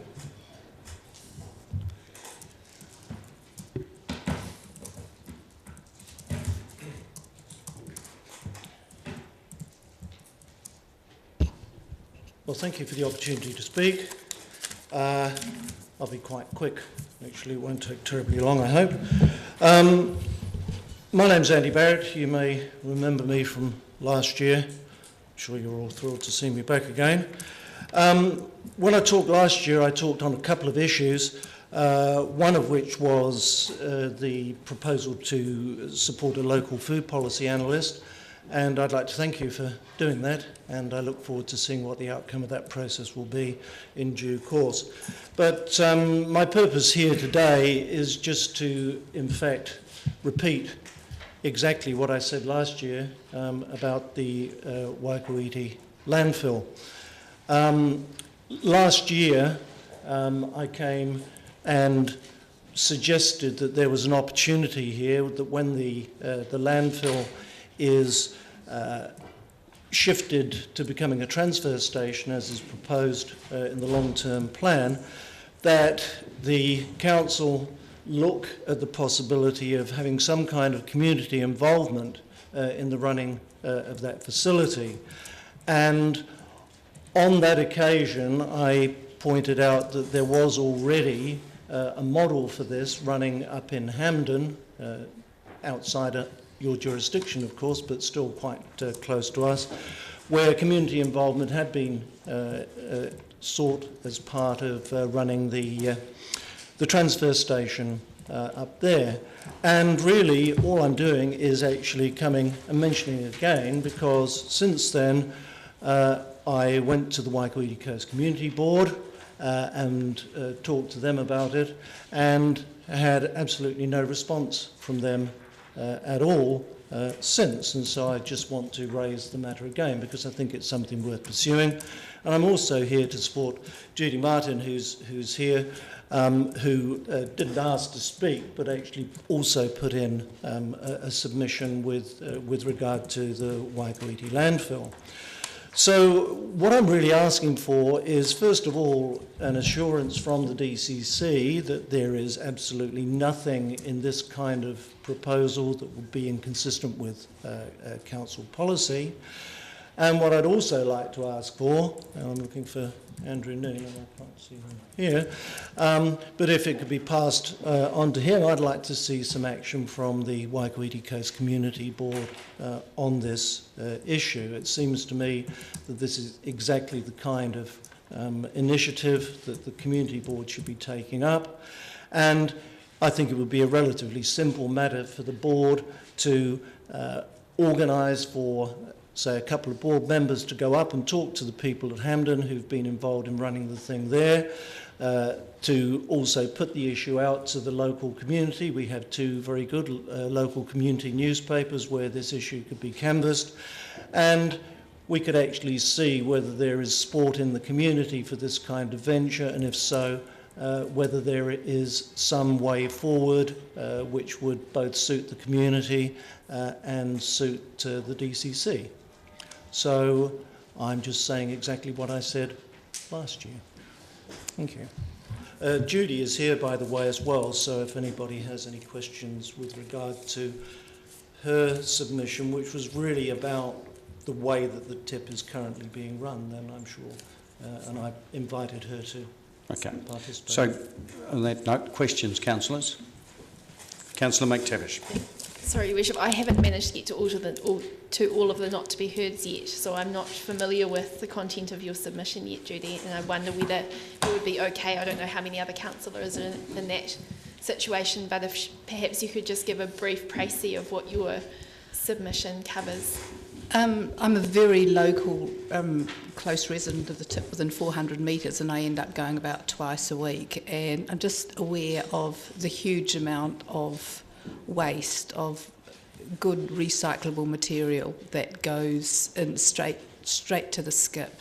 As I said, there's a retailer who puts his cardboard straight in the skip rather than putting it in the bins, because they've only got the wheelie bins which won't take large amounts of folded cardboard. They're just general trivial, sort of trivial issues like that. But I also, I'm also a, sort of a member of a loose, unofficial sustainability network or something, and a lot of us in discussion came to exactly the same conclusion as Andy did, that there is a case to be made for getting community involvement and trying to help sort of, reduce this waste and make more, save you money. Your Worship, it isn't a question, it is a response. Sorry. Lift it up, thank you. My understanding is that the council staff are designing a new cardboard, larger ones that will be able to take that. That's part of the question, and that they are planning on presenting to the Wekawaiti Community Board on what the proposals will be for transition in the future. They haven't yet done that, but they will be looking at Hampden as part of that. Good. I hope they could be notified of that.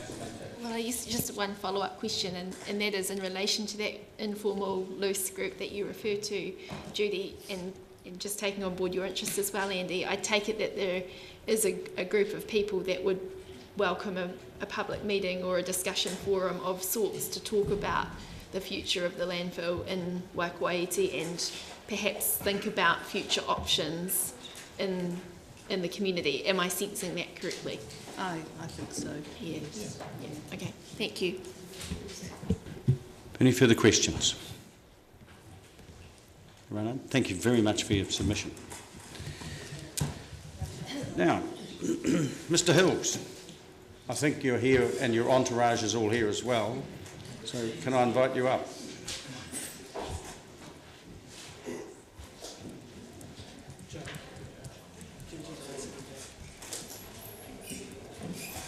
You can be here.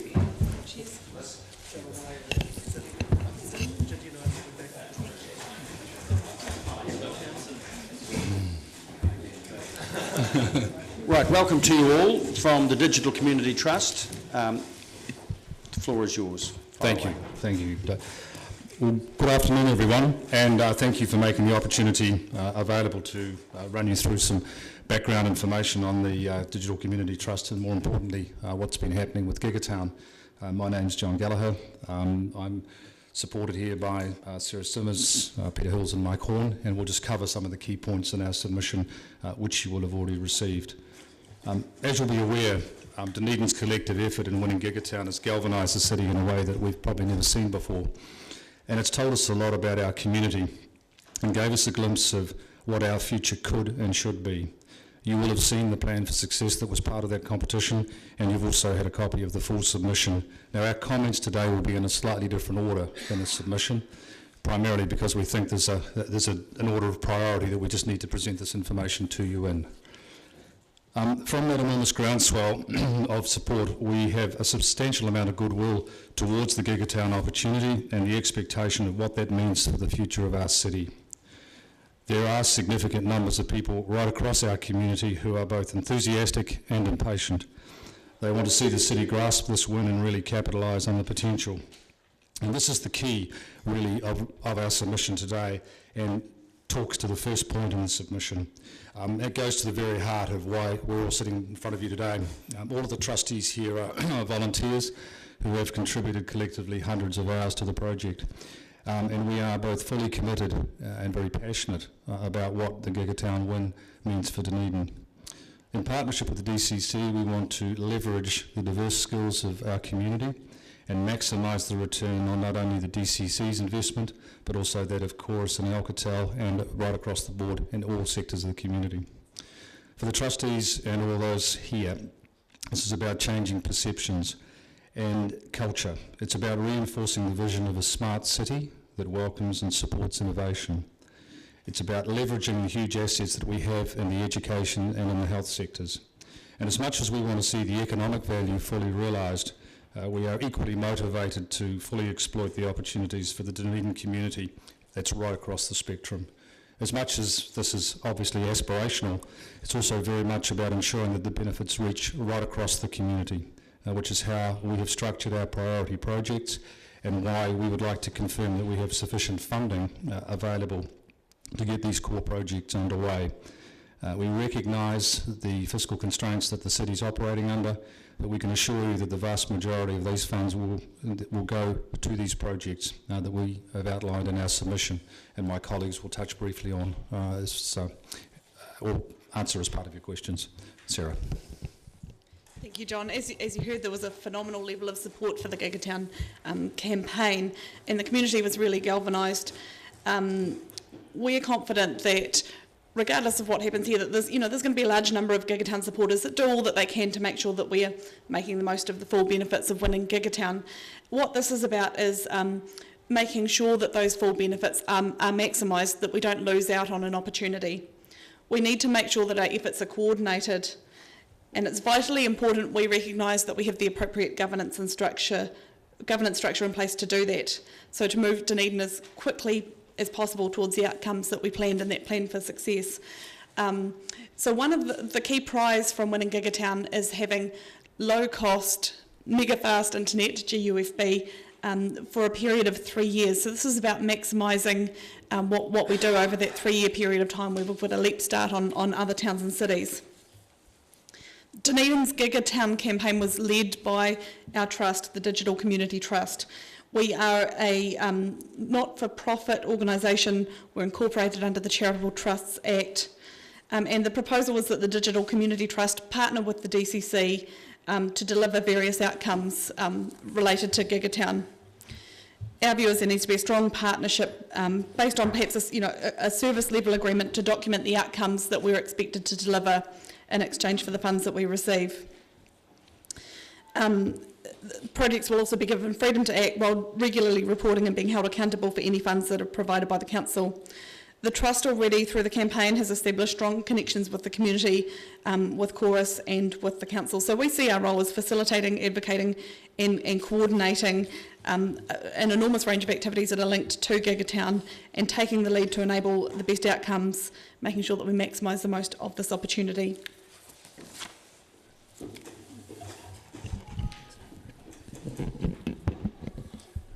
Thanks, Sarah. Well, just to build on that point, really, I mean, look, we're acutely aware that we're looking for public funds and the need for public funds to be spent in a transparent and accountable manner.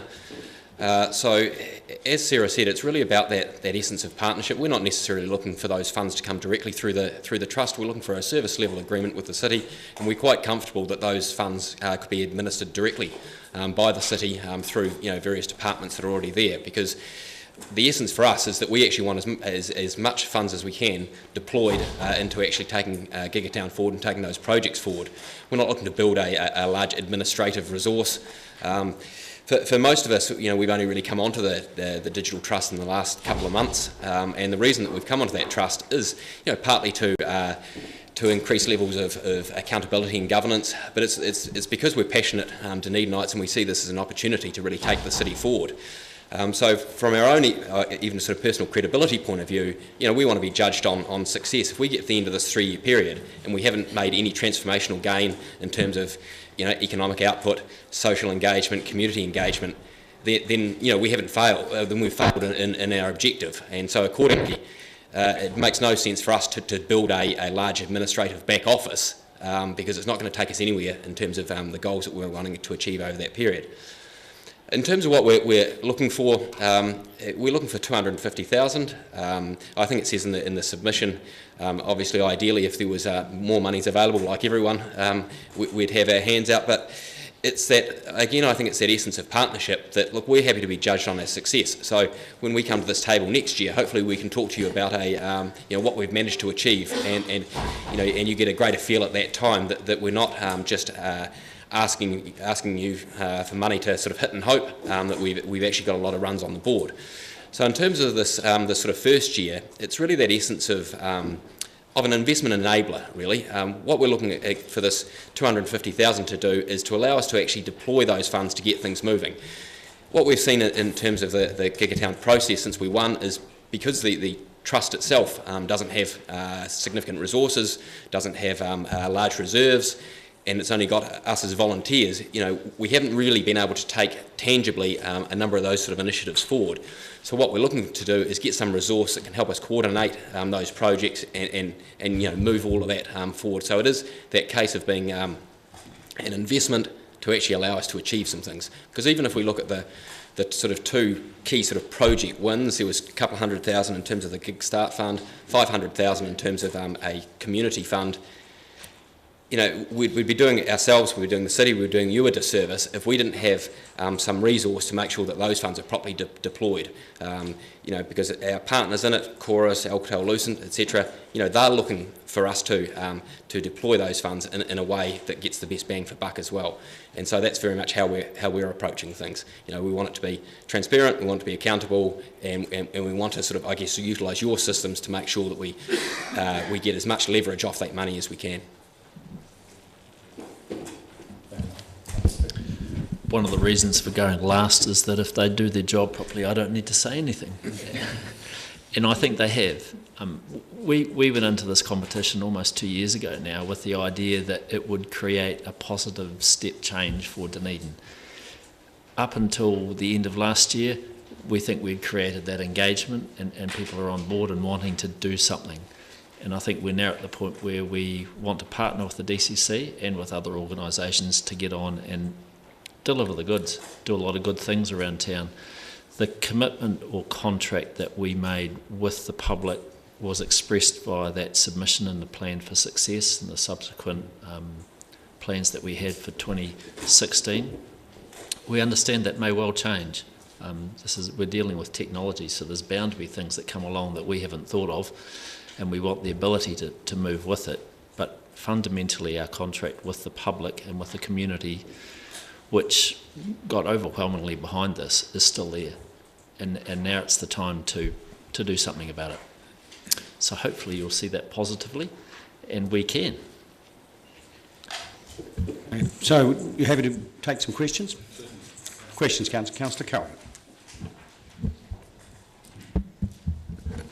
I had the opportunity not very long ago to sit down with Peter so as he could help me understand where this was all going. And I think there's wonderful, exciting things happening here. I'm just wondering, the whole partnership model doesn't work very well for me, and this is it's quite confusing where people sit. And it seems to me the role that you're wanting to take, or what you're sort of wanting, I think, is that we commit some money to Gigatown, 185 and preferably more if we can find any more, that you would like a serious input into where we would get the best bangs for our bucks with that money, and you've got some really good ideas about that, and that you yourselves don't need to be carrying out any of this. You're not terribly worried about that, but it's us doing the things that you now understand would be really useful to do. The reason for saying that is I wonder whether the model would be best to have you as an advisory board for us to provide whatever money we think we can manage, and to have you as an advisory board to our economic development people, knowing that they would be very likely to take your advice because you've thought a lot about it, they haven't thought a lot about it, they would then be able to do things in-house according to what you'd suggest would be the best sort of thing, but that your role, being volunteers and things, would be a strong advisory board sort of role, and that would sort of clarify where everybody sits. Would that work for you guys? From my perspective, it's not probably so much what would actually work for us. I think the ultimate is what's actually going to work best for the community that we're engaged in, whether that be sort of social, business, etc. And certainly one of the key aspects when we put the actual competition together that got sort of real buy-in was that there was a degree of independence from from the actual sort of council in taking this forward. Now, you'll understand far better than I do in terms of the various sort of political sort of weightings you've got to give to a whole lot of different competing sort of priorities. And I guess my only sort of slight concern around that may be that we don't actually slow things down in terms of when, say, the communities are wanting to really sort of engage around this. That if it comes into a purely council process, how that's weighed up against other competing sort of priorities and those aspects. So it was really that, I guess, that degree of alignment but a degree of independence that we saw as having some benefits with it being sort of slightly separate. I think I might just add to that comment, Laurie, sorry. It's about trying to get to a point quite quickly and quite efficiently. And we understand exactly the due process and the necessity to make sure that these things are done in the correct manner. We totally support that. But equally, in terms of getting to where we know we need to get to, this is kind of a little bit of unknown, and so we need to be quite nimble and be able to focus on things pretty quickly, which has got us to this point, and that got us to the point of getting the Gigatown competition across the line. There was an enormous amount of effort that went in, and you might look at it and say, well, you kind of went straight for the end game, which is what we had to do. So we've come back a couple of steps from that now. I mean, we have a strong sense of purpose here, and a strong sense of making sure that the right governance is put over the top of it.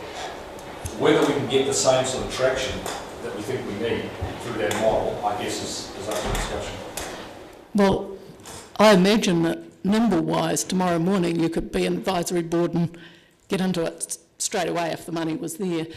The point is partly that if we set it up as we have in the past with things like a service level agreement, to stay vaguely nimble, the service level agreement has to be so wide and broad as to be absolutely useless. We have no idea what we're expecting to receive, and the money has to go to you, whereas we might want some of it to be done through in-house in a more transparent fashion in other ways. And the whole service level agreement is much more awkward than it would be for like a Regent Theatre where we know what they do. And to stay nimble, if you've got an advisory board situation, and you can do it, you can ring up every day if you want to and say, hey, things are changing, people are wanting something different, and I'd expect our people to be listening to you. I'm just thinking that might be more nimble. Certainly for the benefit of the others, Hilary and I have talked this through it a little bit, and I think we're open to any of those options. I think it might work exceptionally well in the economic development area. It might not work so well in the community area. So I think there may be some combination, but I think we'd need to work that through in terms of what the best delivery for the outcomes was. Can I just jump in there? I think this has very quickly gone to the very nub of what the issues that we are going to need to confront are. I just don't think we're going to resolve them here. So we'll stick to questions, but I think the Councillor Calvert has put a finger right on the issues that will need to be resolved going forward. But as I say, I don't think we'll resolve them by discussion here. So stick to questions and we'll get to the discussion in some other forum. Just one last question. I could imagine that it would be mixed and that the community, the Gigatown money, for want of a better word, could be administered by you guys and the other part of it be advisory board stuff. So is that a... Everything's open for... Further questions? Councillor Hall. Thank you. Just looking through the 4 priority areas that's identified in this work, and bearing in mind the last figure I heard was that fewer than half of all households in South Dunedin have internet access at all, let alone of this capacity. Where in those 4 strategies is something for them? And I know that schools are covered, and there are various Wi-Fi hotspots talked about, but you know, it's Octagon Airport, certainly not South Dunedin, at least in your submission. So what are we doing for that densely populated community that are on the wrong side of the digital divide? Yes, the divide you can walk. One of the hotspots is targeting the South Dunedin area, and we're obviously aware of the South Dunedin projects that are on offer, and not wanting to give away too much, there is another wider project that has been sort of tabled that we could have a go at, which is around a different way of connecting a large mass that might not have phone lines, let alone UFB. And if you're familiar with South Auckland, Maiakalani, they have done a very similar project there. So there is thought and discussion around treating South Dunedin as a particular showcase for wireless connectivity. Great. You're coming to us for funding, and you've talked about going to the conversations with the Community Trust as well. Both of these are public funding bodies. Given the economic development potential that is being talked about, one would assume that there would be some degree of private money being put into this as well. Is that happening? Currently there's not a lot happening because we don't have that base funding, and that obviously is one of the reasons for coming here, because that we would hope, and we've stuck to the plan, that any funding that the city can put forward we would want to see multiplied more than 2 or 3 times to generate that private sector funding as well as other trust funding. If I could just mention that the Gigatown campaign had massive support from the Dunedin business community. So we had businesses that were donating prizes to get engagement during that campaign. The difficulty, as Peter mentioned, is that we don't have any resource at the moment. So part of the prize was 700k from Chorus, but that 750k from Chorus, but none of that comes directly to the trust or to the city. That's 250k is a startup business initiative. So applications are currently being sought for that Gig Start Fund. So that's funding startups and entrepreneurs with ideas about how to showcase gigabit services. The other 500k is community spend, which is being spread over 3 years. So we're working with Chorus about how they're going to put in place a process for funding community groups that might want to do something on the gig. But as a trust, we don't have any funding. We don't have employed resource. We've been contracting somebody on a part-time basis. But the idea is that, part of being able to get some funding is that we can have some more resource that can negotiate not just with Chorus about how to accelerate the rollout, but negotiate with businesses about how we're working together on this and moving in the right direction. Yeah, if we can get the strategy agreed in terms of what we're doing with the trust here, then that gives us a very much better ability to engage with the commercial interests who are out there ready and waiting. They are very keen to become part of what's happening here in Dunedin. But until we get that bedded down and we can go to them with a fairly clear, transparent set of setup structures, whatever we need to do, then happen. The other downstream benefit of this is that once this starts to get some momentum, there is an opportunity to reinvigorate the innovation capital that's floating around the city and focus that on some of the startup businesses. So I think there'll be consequences that will ultimately come as a result of what we're doing now, but we have to step it through in a relatively logical sequence to get that right. But we're very mindful that there are an awful lot of other funding lines that can be accessed once we've got this dealt to properly.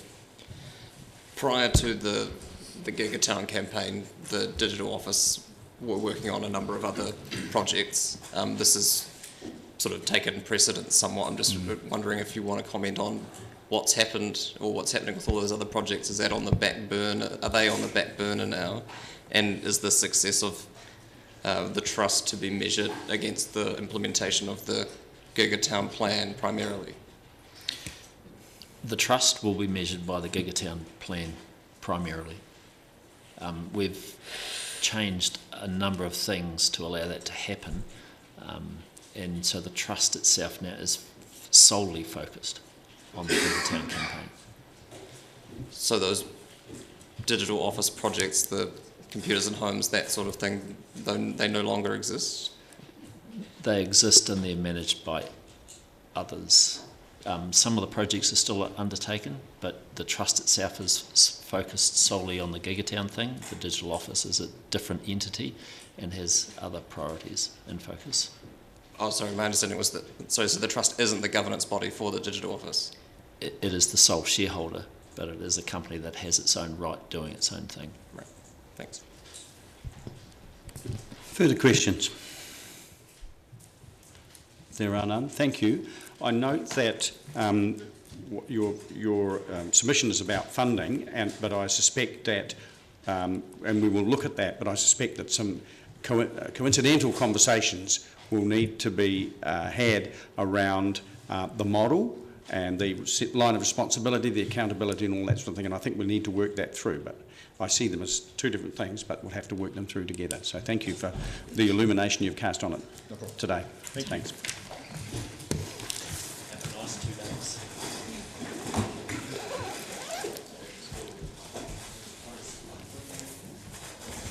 Suzanne Menzies-Culling.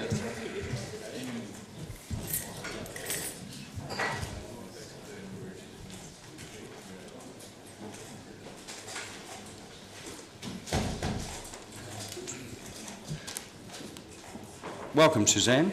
Kia ora, Dave. Kia ora, everybody. Good afternoon. Now, I appreciate this opportunity. Oh, that one's one there.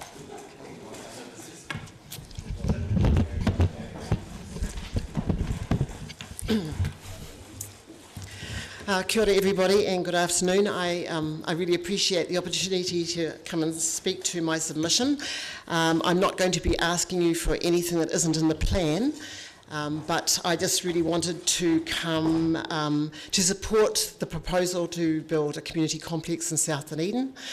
Who am I? I'm a resident of Caversham. I've lived there for 43 years and raised my kids there. On my mother's family, they've been working and living and running small businesses in the flat, Forbury and Caversham area, since the end of the 19th century. Sometimes some of them even worshipped there. And with my grandchildren now living in Caversham, that's 7 generations on my mother's side of our family who've been there. On my husband's side, Thomas Shepherd Culling was once Mayor of St Kilda, and Culling Park and Culling Street are constant reminders to our family of that history. I guess I decided to do a submission and to speak to it because I saw powerful lobbying going on in terms of the Mosgiel pool and cricket lights and things like that, and I was really concerned that once again South Dunedin would either slip off the agenda or be pushed down again. I know that we've been waiting for some sort of community investment in South Dunedin for a very long time. And I think I'm also speaking to this because I think South Dunedin is owed. I think the families of South Dunedin, the young people and the elderly of South Dunedin are owed. In the last 10 years, we've lost Carisbrook, which was arguably the jewel in the crown of South Dunedin. It's now been replaced by what one of my 5-year-old grandson calls the dump. And I don't think it smells like a dump, but it certainly looks like a dump as you drive past. We've also lost the Hillside Workshops, which generated wealth and jobs for our community. And I don't know the history of all the people living around this table, but I know that South Dunedin was once the powerhouse of the city. And over the last few decades, it has seen a steady decline.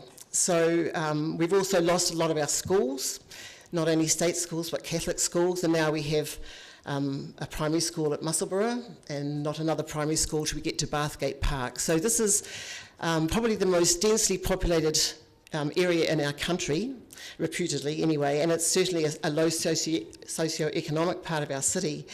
And I think it's really important that the city starts to invest in the community there. I know that there has been some investment in the gentrification of South Dunedin retail area, but it hasn't generated new businesses apart from second-hand shops and $2 shops, and someone once said to me that's the hallmark of a place in decline. We've also, I guess, over the last 30 years since the economy was liberalised, we've lost the post office depot, the line depot, the workshops, the public service garage. So there's a lot of things that South Dunedin had at the beginning of the 20th century and through even into the 1980s that now are no longer there. I'm thrilled that the proposal has gone past the promised library.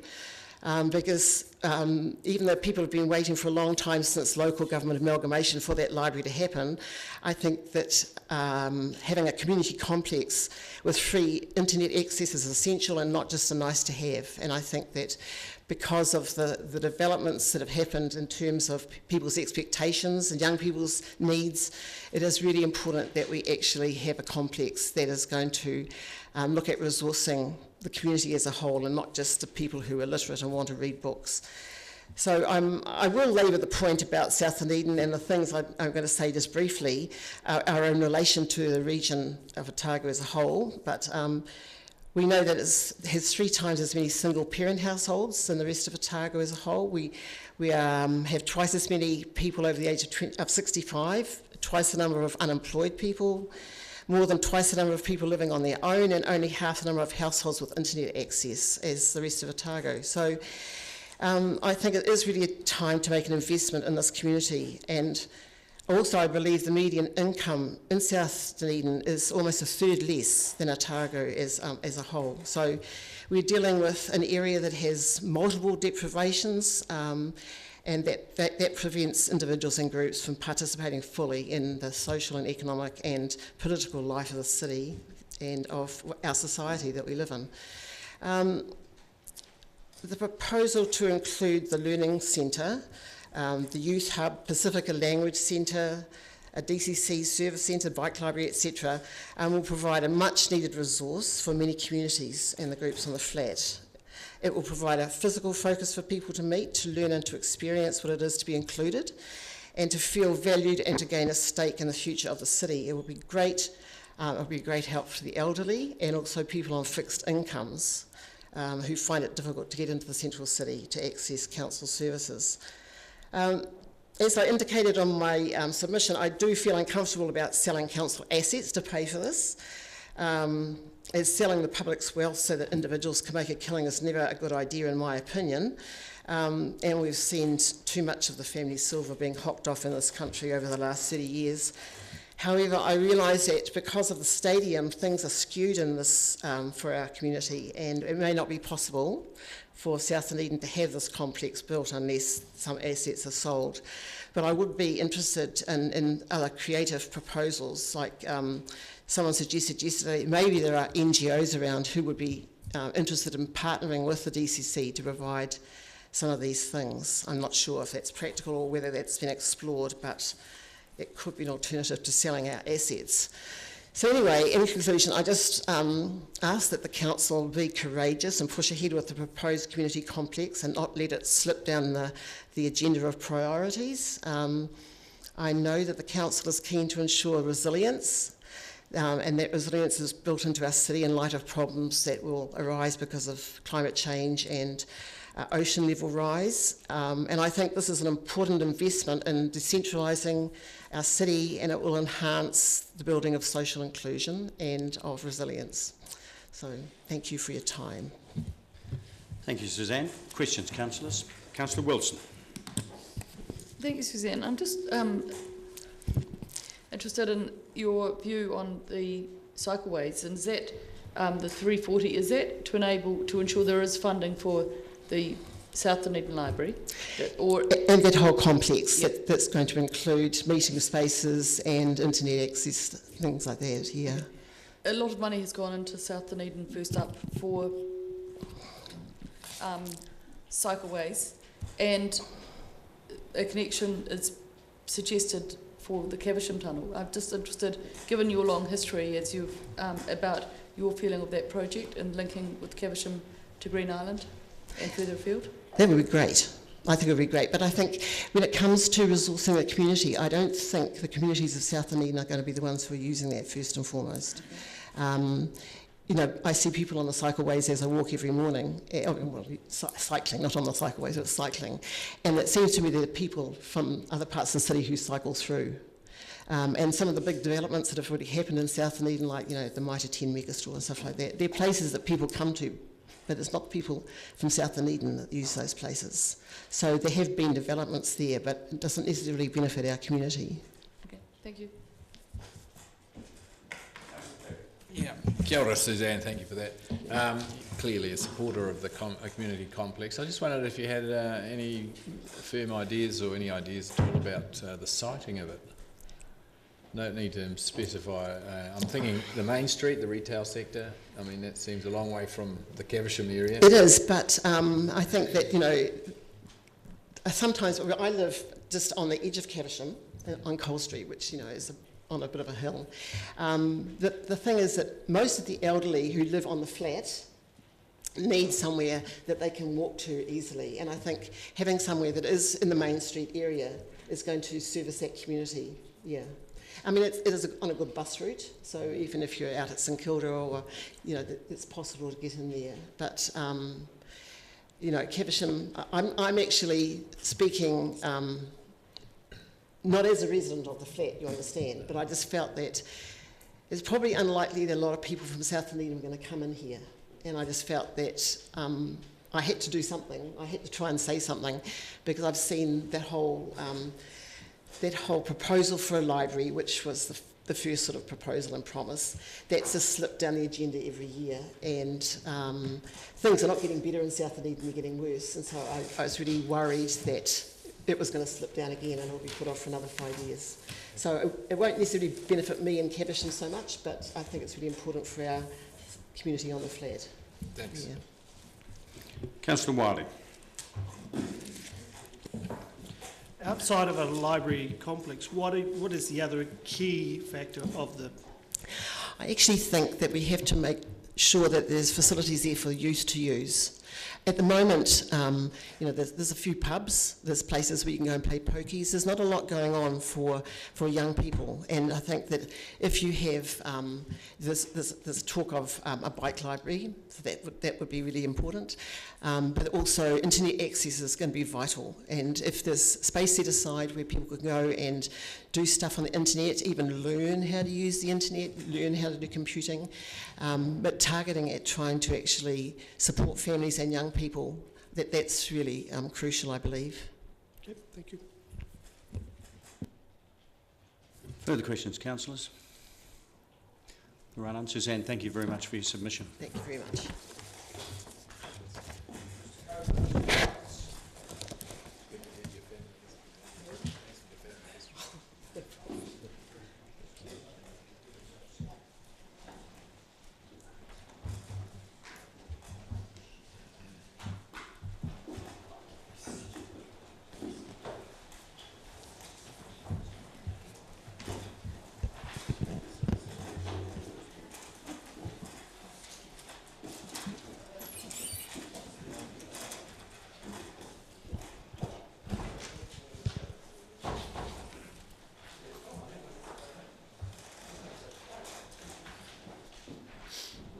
So firstly, we acknowledge our gratitude and thanks to the Dunedin City Council, to Mayor Dave Cull and councillors present today for this opportunity to speak to our submission. What we do is we seek support for permanent international quality lights and associated increase in the size of the spectator banking to accommodate at least 6,000 spectators at Otago University Oval.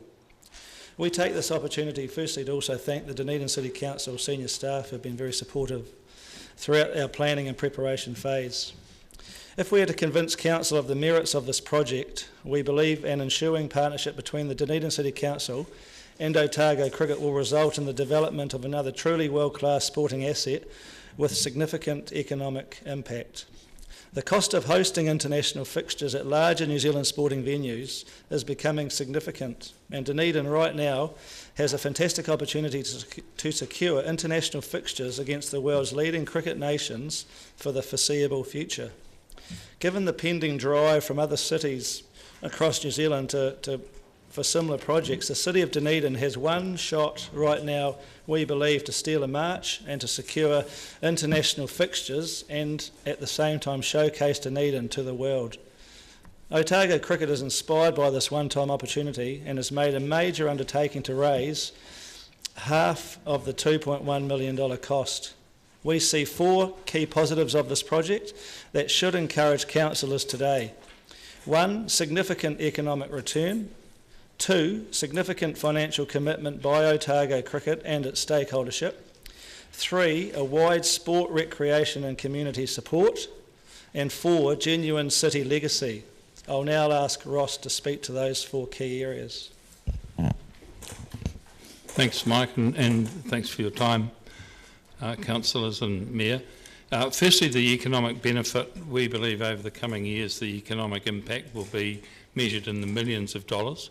We know without question that a test match and a one-day international involves 200 people as a minimum, players, associated match officials, media, broadcasting crews, without counting anybody else. So that's 200 bed nights, a night over 10 nights, significant. It doesn't include the fans, and we could safely say without the fans, we're looking at a benefit to the city of $500,000. And the multiplier effect of spending on the hospitality and in retail and other service industries will be considerably higher. The England test matches are estimated to attract at least 2,000 fans, a large contingent, as you know, of high-spending Barmy Army, who will conservatively contribute $3.5 million per test to our city's economy. And further economic return will be experienced through domestic cricket, which lights would definitely attract, domestic competitions and finals. But for us in cricket, I think the most compelling potential benefits economically come from the huge viewership in this, particularly in the subcontinent. The Cricket World Cup viewing audiences were consistently above 1 billion, significantly higher than the Rugby World Cup. And this creates the opportunity to promote our city through ground signage, through television travel clips produced either by the city or by Sky, and other initiatives generated collectively by the city and by cricket. Secondly, I think there's a huge potential, or we think there's a huge potential to tap further into the developing market of international students, and cricket is, and its high viewing audience, they're compatible, I think, at the moment, very much so. The recent World Cup, I think, showed just what cricket can bring to the community, and it didn't go unnoticed that when both Ministers Coleman and Woodhouse spoke at luncheon fixtures, they mentioned the economic benefits that could ensue from high-class international cricket. The financial commitment from Otago Cricket, and this resulted really from our last attempt to convince the council that we should have lights at University Oval, and we got sent away quite rightly to do some more homework, and we hope we've done that. We've committed $100,000 of our own operating reserves. It's about half of what we have, $250,000. We have staged at Otago University Oval a charitable trust and a lights launch committee, and hopefully you've seen the video of that. And to date already, we have pledges getting very close to $200,000 of individuals and corporates who wish to support this venture and support Otago Cricket in it. We have strong indications from various community grant funders that our projections are realistic, and we have talked to all of those people, including the Otago Community Trust and the 2 or 3 significant gaming trusts who have given us an assurance that we're on target. And we're also very confident that we'll raise a further $100,000 from our own internal fundraising initiatives which have already started.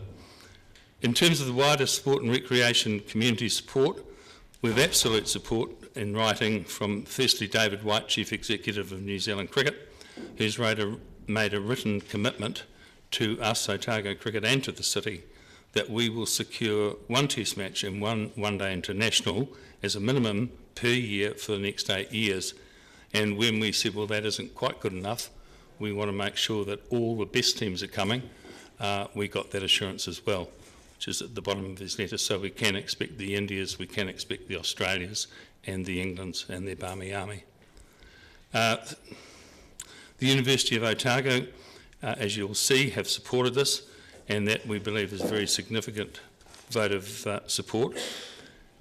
And we think that through cricket, with the help of the council, we can support what we believe is probably Otago or Dunedin's biggest industry, education. Otago Rugby Football Union and Sport Otago, two further significant supporters. We have been in discussion with Football, Touch and League, who also see the benefits in being able to play their sport at times under lights and give them more options. This total support, I think, sends a very clear message to everybody that this project, on its completion, will further cement Logan Park as a well-supported, world-class asset. And I think that's something that we've all, over a number of years, been aiming at, and for various reasons it's been deferred or delayed or changed a little bit. But we still see Logan Park as a real hub of international quality. The legacy for the city, I think in conclusion, we'll have an unrivalled boutique cricket ground, seeing regular international competition, international cricket superstars, and if we do this, we'll provide a competitive edge for Dunedin, and we'll maximise the opportunity to secure further world-class entertainment. Otago University Oval will be further enhanced as a sustainable city asset and generating multiple community uses. It should also be noticed, I think, that we complement the Forsyth Bar Stadium.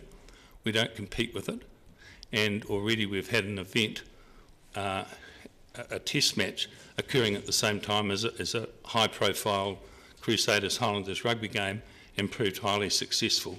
So I think those two venues together work very well.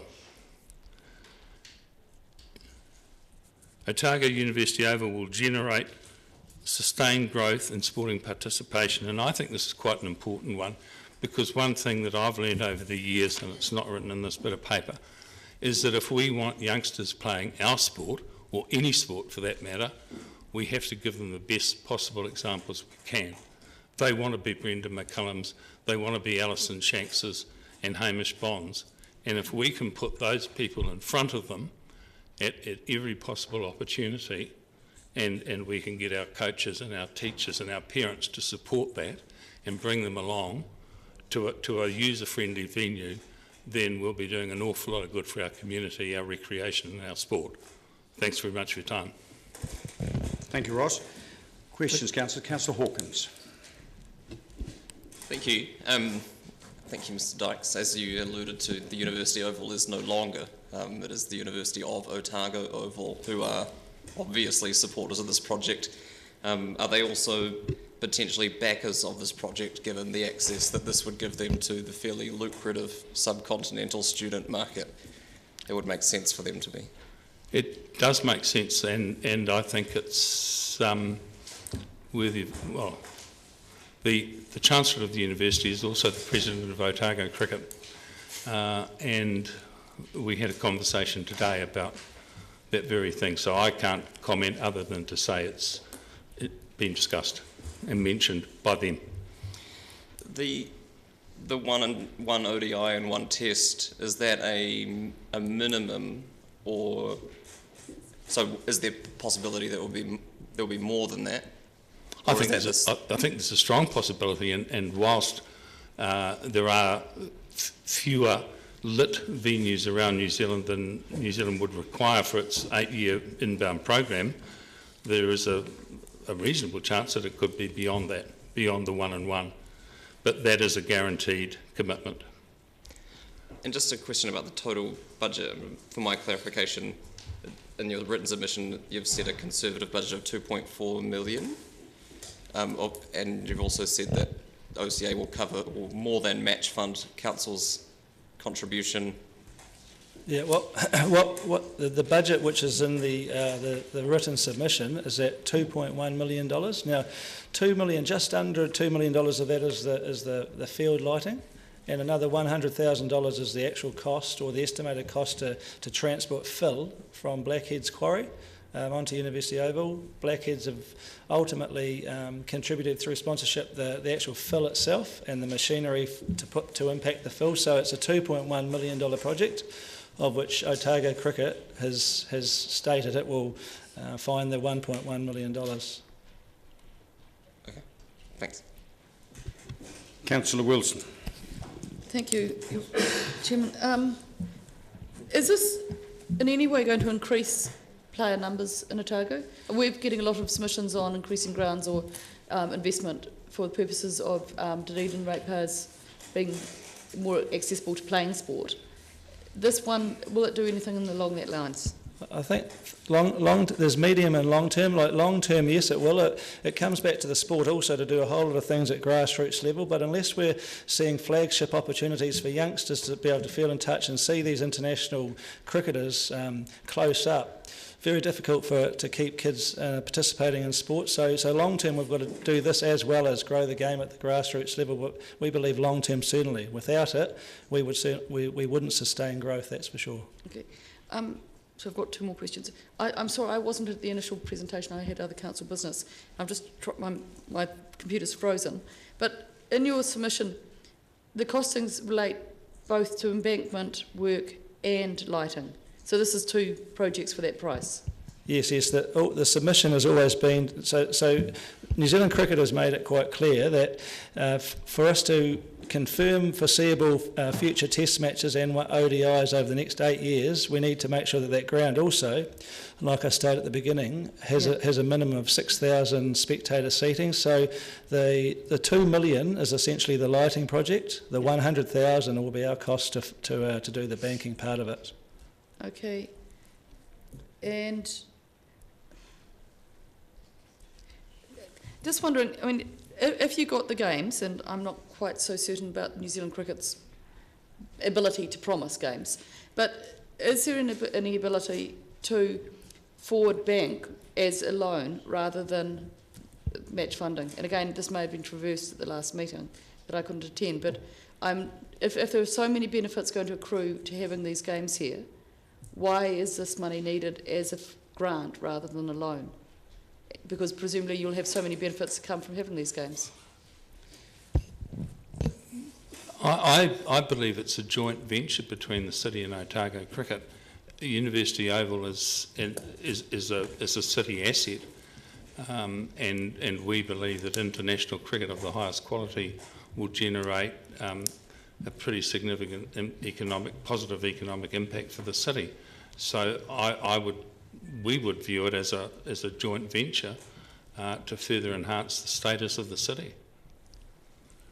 I would like to add to that. I mean, the difficulty for a regional sport organisation to achieve that sort of level of top-end funding is difficult, at best, particularly in a smaller place like Otago, where we're reliant on fewer diversified income areas. So we'd like to think that the economic returns that the city can reap over a long period of time would be some justification for the council partnering this. We certainly have committed upwards already of about $300,000 to $400,000 out of either our own operating reserves or from fundraising, and that's quite significant. We'd like to think this is realistic rather than future, something we look at in the future. The opportunities right now, we can potentially look at, interest-free or low-interest loans, but that doesn't really help our organisation grow when it comes to the financial sustainability. So we'd like to think we partner this first and foremost prior to that option. Sorry, I'm missing something here then, I'm sorry. Where does the money go that you have 8 tests, does it only, and you sell out, presumably to 6,000 people, so there's 6,000 more games, 6,000 more pundits, appreciating the benefit to accommodation users and everything. I feel like I'm doing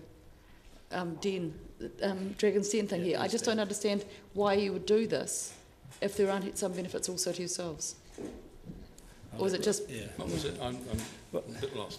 So what you're saying is that I don't think anywhere near the level that you may be thinking about of income coming through the gate from those sort of fixtures accrues to Otago cricket. So we'll ultimately be running these events on behalf of New Zealand cricket. There will be a small return to Otago cricket, one that allows us to maintain sustainability, but essentially that we are hosting them on behalf of our national body in terms of the best interests of the sport worldwide. Could I add to that I think by hosting these games, in simple terms, New Zealand Cricket offer us the game, we run it, the venue is hired from the city, and with lights the venue hire will be much greater than it is without lights, and if there is more cricket, therefore the collective venue hire is greater. So there is an income for the city from that, an increased income. What Otago cricket get out of it, and yes, we do get some hospitality, and yes, we get porridge, we do not get gates. That goes to New Zealand cricket. But what we do get is the opportunity for us as Otago cricket to retain credibility within New Zealand cricket. As 7% of the national population, we don't really have the right to ask or claim one international and one ODI a year. But we've been given that opportunity, so we need to respond. And I think that with this partnership that we talked about before, the city and Otago cricket, in my 10 years' experience, that's worked very well. We started off with a small ground that was given a token Bangladesh test. With your help, we knocked 28 metres off the art gallery. We increased the pitch block from 5 to 8, which allowed us to play a lot more cricket. We built playing viewing areas in front of the grandstand, which met international cricket standards. We lengthened our boundary. We replaced our sight screens so they were international standards. We have kept pace over 10 years with the demands of international cricket, and we have been rewarded with better and better international cricket, culminating in 3 Cricket World Cup games and a double header against Sri Lanka in January. We now have the opposition to go to that one stage further, and it'd be an idiot to say that there's not going to be more requirements in the future, because that's just the way of life. But if we keep pace with them, we keep bringing international cricket to Dunedin, we keep the profile of sport up in this part of the world, and I think we make our small contribution into keeping the profile of the city up. Councillor Benson-Pope. Thank you, Mr Mayor. It's just, can I raise the last issue first that you mentioned? You talked about we did this and we did that. In fact, the we also already includes the City Council to a considerable degree, does it not? That was the we, sorry, it was the we, collective I'm thinking we. of the art gallery and who paid for that and so on. Yes, you did. And the trees that were removed on Logan Park Drive and so on. It's just that you can see from what I've said already that this is a bit like the gift that keeps on giving because of the lack of precision around what you're asking for. You say in your application that you're asking for 2 million, but you're not really, you're asking for more than that because you're asking for another 2 projects amalgamated. When you last visited the council, you told us, we were told, I recall, that you could accommodate the 6,000 total by way of the seating that was put in for the last game, and there was no need to do the extra banking work that is now back. And at that visit, you'd also forgotten the costings for the foundations for the lights towers. And so you shouldn't be surprised that while I am certainly very supportive of the project, and I've always been an advocate of bringing as many events to our city as we possibly can, I can't resist, I can't stop the feeling that this project currently, desirable and all as it is a bit half-baked because it's not precise. And every time you come to us... Question? Was this a question? Would you not agree? Isn't that debatable? Well, I certainly wouldn't agree about the light foundations because they were included in the lighting quote. The lighting trenching wasn't, and now is. Hopefully, we have been more precise. I'm a bit of a loss to see where we haven't been precise this time. we can't be definite about the exact funding we're getting from various organisations, because until we get a green light we can't put that into practice. Can I just, I'd just like to, because I've only been here 3 or 4 weeks, I'd just like to clarify, because I can only look at it from this point forward. I do believe that since I've come on board and we've talked to Ross and looked at what those objections were previously, when you say half-baked, I'm not sure what you mean by that in terms of like 2 or 3 projects wrapped into one. My only view is, I suppose, this has been one project. I'll go back to my specific question then. Sure. You told us when you came to council last time the 6,000 could be achieved without the work on the embankment that had previously been mooted. Now that's back on the agenda and it's part of the project. I don't mind what the project is, sure, but I think it needs to be clear. I mean, we were told last time that you could do that with the temporary seating. Now the earthworks and the rest of it, and I'd like to see as part of this the actual costings peer reviewed by the council for what else it's going to cost us to realign Logan Park Drive and all that sort of work, because at the moment I don't see that information. I don't think there's been any discussion about realigning Logan Park Drive.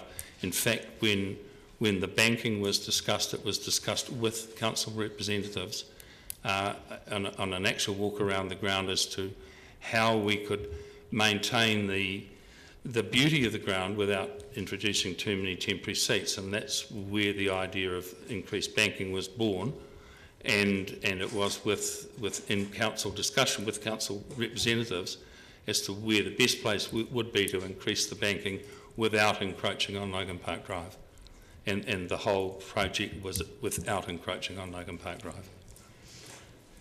Councillor Calvert. I'm getting a bit confused, as some other councillors sound like they are. The 2.4 that's now in here, you're now talking about half of 2.1. So if you could, I've got, I think, 3 questions. That's one of them. Does that mean that you would be looking to putting in 1 million plus 100,000 that you might have already done or something, and there's another 300,000 on top of the 1 million that's left? I'm not sure. The budget that we revised and sent through to the council is very clear. I'm very clear in my mind, and hopefully it's what the councillors have in front of them, but 2.1 million set out is 1997.112, which is almost $2 million in terms of the field lighting, and a further $100,000 is ultimately the net cost after Blackheads have contributed $150,000 in sponsorship for the fill and for the machinery to actually put the fill onto the banking. The other genuine cost over and above the field lighting is $100,000 in terms of the trucking of the material to the site. So it's a $2.1 million net cost, project cost, of which Otago Cricket's made a genuine commitment to look to find 1.1 million should the council support that other. So the 2.4 is just put in here. That's gross. Well, that's gross, because you'll see in the budget under income, you'll have Blackheads in there at an additional $150,000 on top of 2.1. Yes, and that's netted out against the cost of so it's a which is 2.25. Yeah, it's a contra. So not 2.4. So okay, for simplicity, it's 2 million in field, the field lighting cost, and $100,000 of banking. So we need to supply $1 million. That's what they're asking. Yes, but there's 2.4 minus 2.4 minus the cost of what Blackheads put in. I can understand that that's a real cost and a real sort of contra. I'm just... yeah, so if we've confused... For simplicity... Perhaps if you just get back to us about 2.4 minus whatever, just let's take a rewritten thing rather than... Okay. I certainly don't want to argue the point. 2.1, $1 million request in simple terms, whether it's... and then $1 million contributed by the sport itself. What we shouldn't have done in that budget, I suppose, is confused with the contra amount coming from the sponsor and then being offset in terms of a cost that's... So if you just could send us a wee email through saying 2.4 minus sort of how it's made up, that'd be... I can't see, and probably it's in here, the New Zealand... What I'm reading is a New Zealand cricket letter which says that they would support lights in a bank but doesn't commit to 1+1, but I presume that's in another document, is it? The letter from December that's in here with these submissions doesn't make that commitment. There were two letters. The second letter was the one that guaranteed 1 and 1. And it should be with the submission. Yeah. So the question, right, I presumed it was, I just hadn't, cool. Do we know what we would receive in Dunedin if we didn't do this? I don't think we do. What we do know is with this we have a guarantee of X amount of cricket. Without it we don't have a guarantee. And I would assume next year with 2 inbound tours and no other venues having lights that we might not suffer. That we might get a test and we might get a one-dayer, or we might get, like we got last year, 2 one-dayers as a double header. But further down the track, when India and Australia and England visit, and 2 of them visit 3 times in the next 8 years, we know we will be guaranteed cricket, where if we didn't have them, we wouldn't have that guarantee. So we guess that until other people have got enough lights, then we're probably reasonably safe, but after that... Yes, yeah, I think that's fair, and we do know that Tauranga are putting lights in now.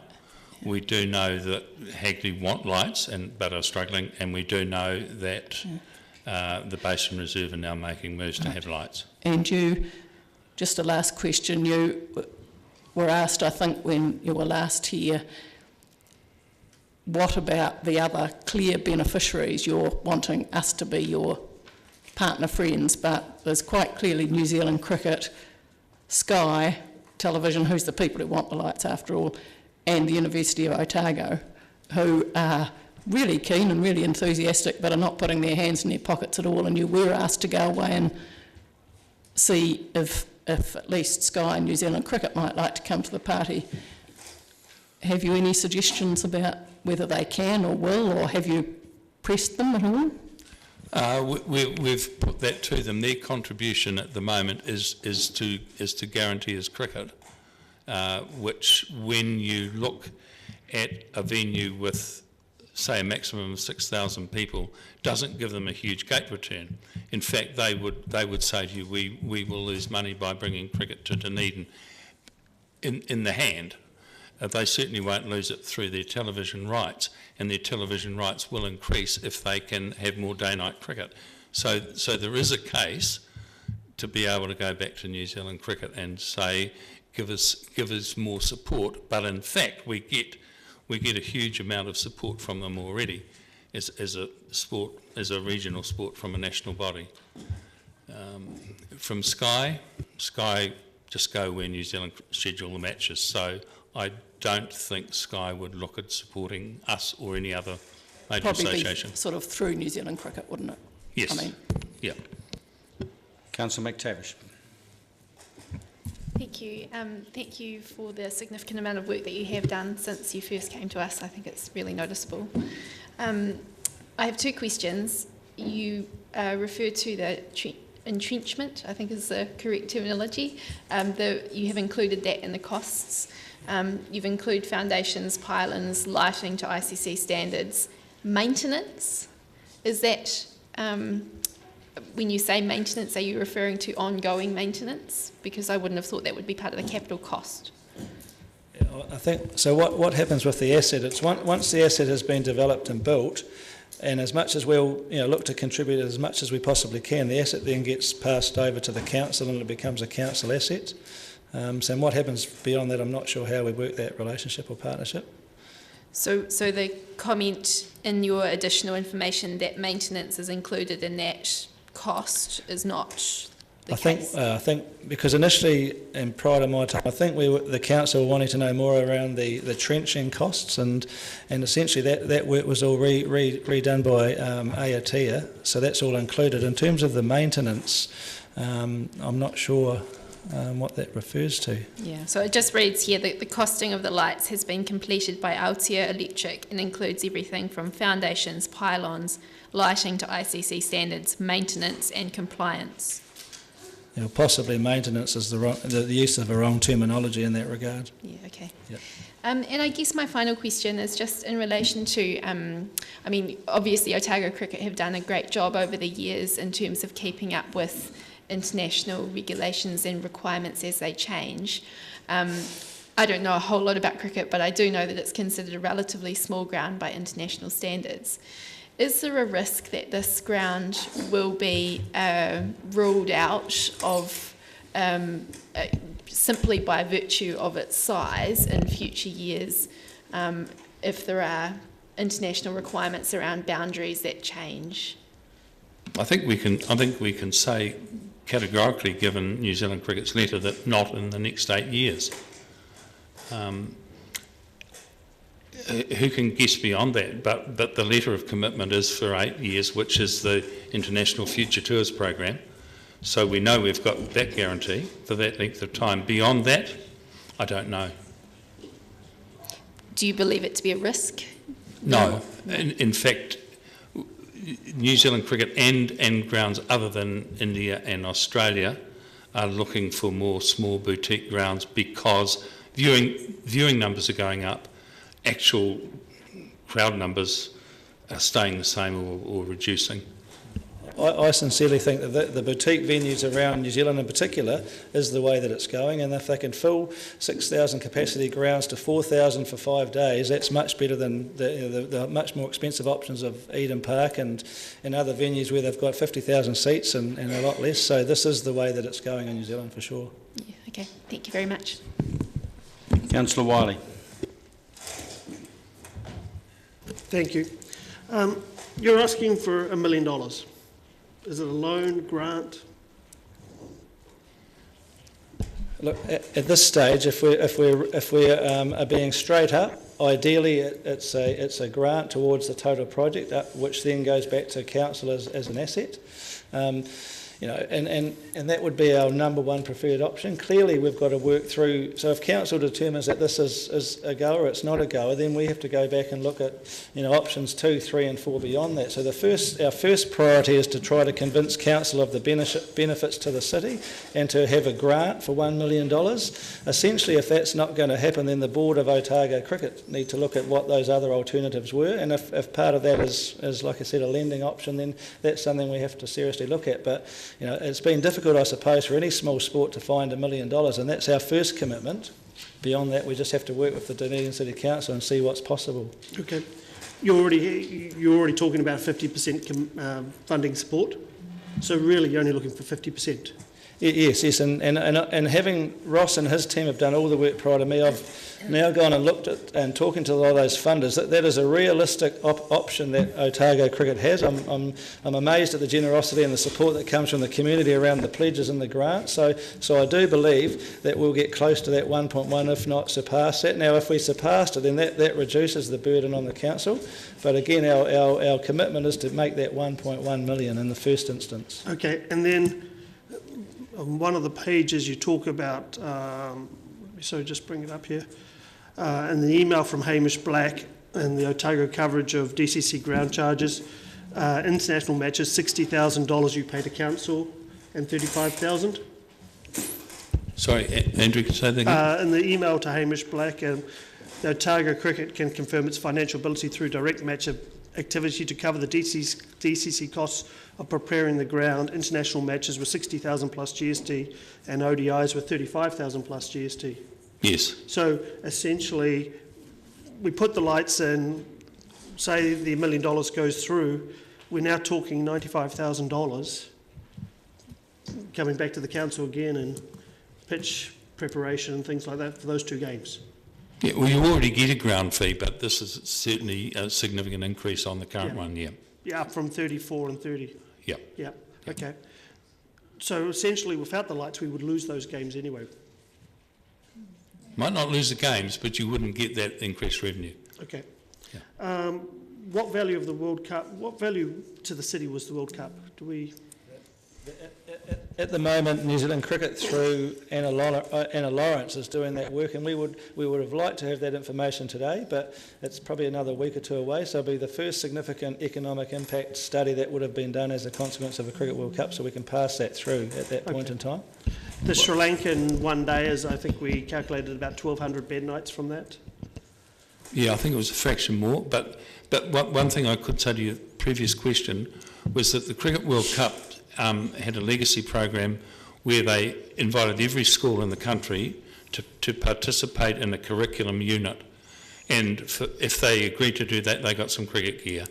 98% of Otago Southland schools signed up to that and got cricket gear. As a result, at the end of the summer, there were 13% more young cricketers playing cricket than there were prior to the World Cup. So it did have an impact. How long? It's up to us to maintain that impact. Okay. And really you're looking at this as, it's not a cricket asset, but it's a city asset? I think we see it as that. We see it as a cricket asset. It's an asset to help us keep the game alive and vibrant in Otago Southland. And it is an Otago Southland project. And a multi-sport? Very much it has to be, and I think in Logan Park it has the opportunity to be. Okay, thank you. Councillor Benson-Pope, do you have another question? Yes, thank you.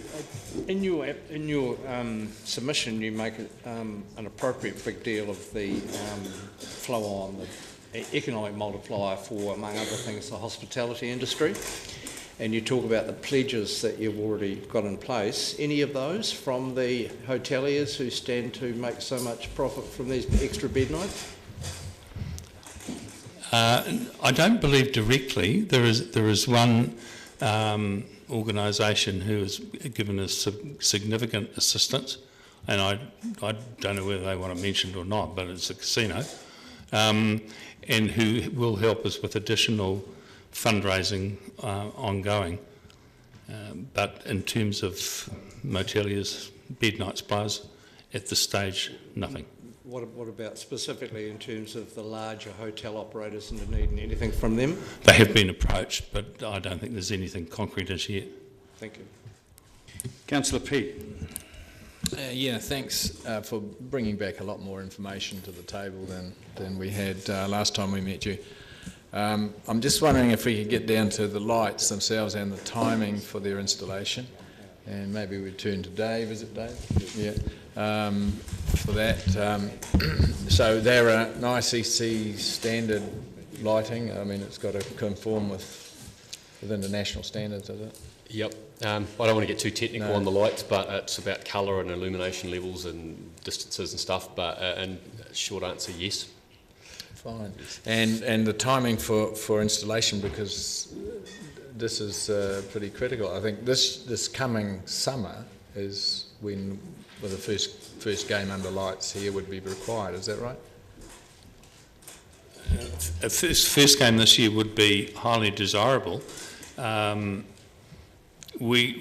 Australia tour New Zealand this year, and if there were lights at University Oval, it would be great to go to New Zealand Cricket and say we want a test match against Australia, given that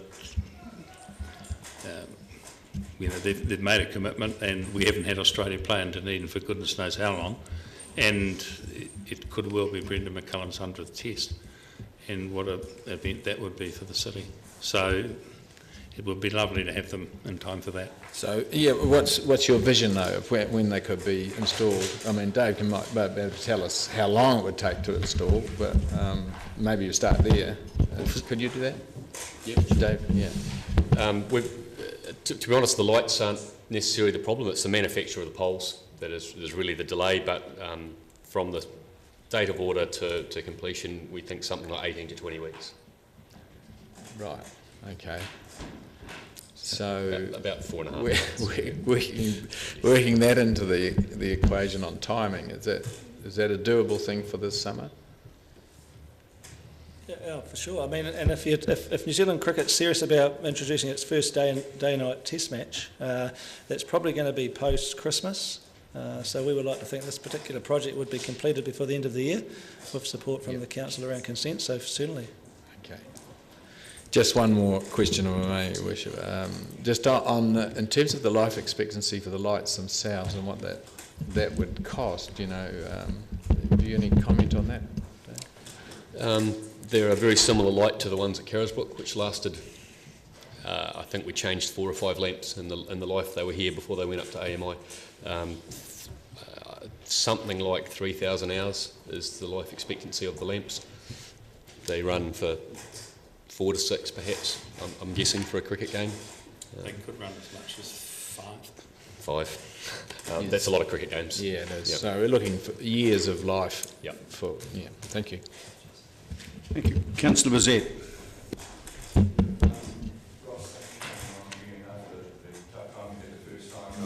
Really appreciate all the work that you've done in the last 18 months. Given some of the questions that have been asked today, I'm a bit concerned that whether you might have the same outcome, because there are certainly some councillors that are not, that do want some more information. I just wondered if, and I see Mike's been taking some notes, that you will be able to get back to the council in a relatively short time, very short time, to answer some of those questions, because it's important that we do get answers for them. In particular, the questions with regards to the contra deals that you're doing, and that sort of thing. Councillor Benson Pope raised the issue of the embankment. Certainly, that wasn't an issue last time. Is now. There's costs, going to be incurred there. That sort of thing.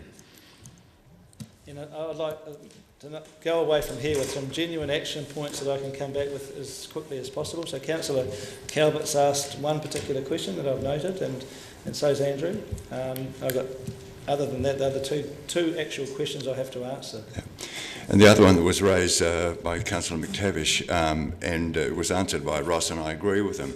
The tendency today is for smaller boutique type grounds, and I think the University Oval is ideally suited for this type of activity. So are you asking another question about? No, I'm just saying, telling him. Yes, I'm sure he agrees. Thank you. Councillor Staines. Just a couple. You mentioned that this is a regional opportunity, so it's Otago and Southland. What approaches have you made to other territorial authorities towards supplying some funding? Because I know when we went into the stadium, it was meant to be a regional stadium, but at the end of the day, we predominantly paid for it as Dunedin ratepayers. Are you doing any work in trying to get some contribution from other territorial authorities in the region? To answer, yes, territorial authorities I can't speak with certainty, but I know that our board has approached our districts, and districts being Southland, Otago Country, Central and North Otago, and made it pretty clear to them that they need to contribute because it's a regional project. So they have been approached quite strongly. The second one is a crazy idea, but when cities build airports, they quite often have an airport levy.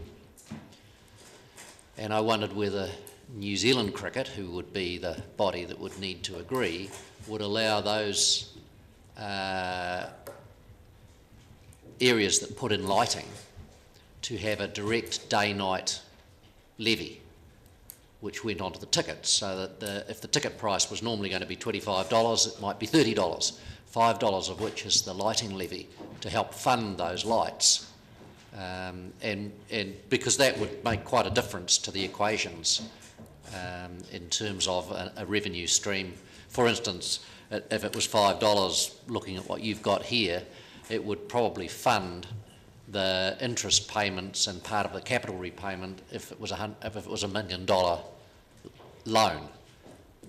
So it does affect the overall ticket price, but the people going might be prepared to see that this is a specific levy in the ticket for that purpose. Is that something that you might be able to raise with New Zealand Cricket and see whether there's any appetite? Yeah, one of the things that we will be asking New Zealand Cricket, and like Ross has said, also the LTAs across our region for sure, but all we can do, and this is something we haven't really thought about by now, it's not a crazy idea by any stretch of the imagination. A lot of work across regional sport relies on levies. All we can do is ask New Zealand Cricket the question and see what the response is. Thank you. Councillor Wilson. Sorry, this seems to be going at a pace that I was not expecting. So the questions I would like to have information, I don't expect you to have them now, is the cost of the resource consent application that I understand would be required, and who would bear those on top of that, and ensuring that there is light spillage devices. We've had an issue with the hockey where there aren't hoods, and the expense of adding those on or retrofitting them to reduce light spill, appreciating that there's actually a push at the moment for the night sky for the city to be protected. Yeah. So those are just issues that I want to raise. I don't expect you'll be able to answer them now. Thank you. Right. It seems to have exhausted all the questions. Thank you very much for your submission, and thank you for the frankness with which you answered them. We'll look forward to hearing back on those few questions that you didn't have answers to this time. Thank you very much. Thank you very much. Thanks very much, everybody. Excuse me, Mr Mayor, could I just take 2 seconds to thank the Council over the last 10 years for the support they've given cricket, and it's been very much appreciated, and we sort of feel part of the city, so thank you. Thank you. Now, councillors, that's the last submission.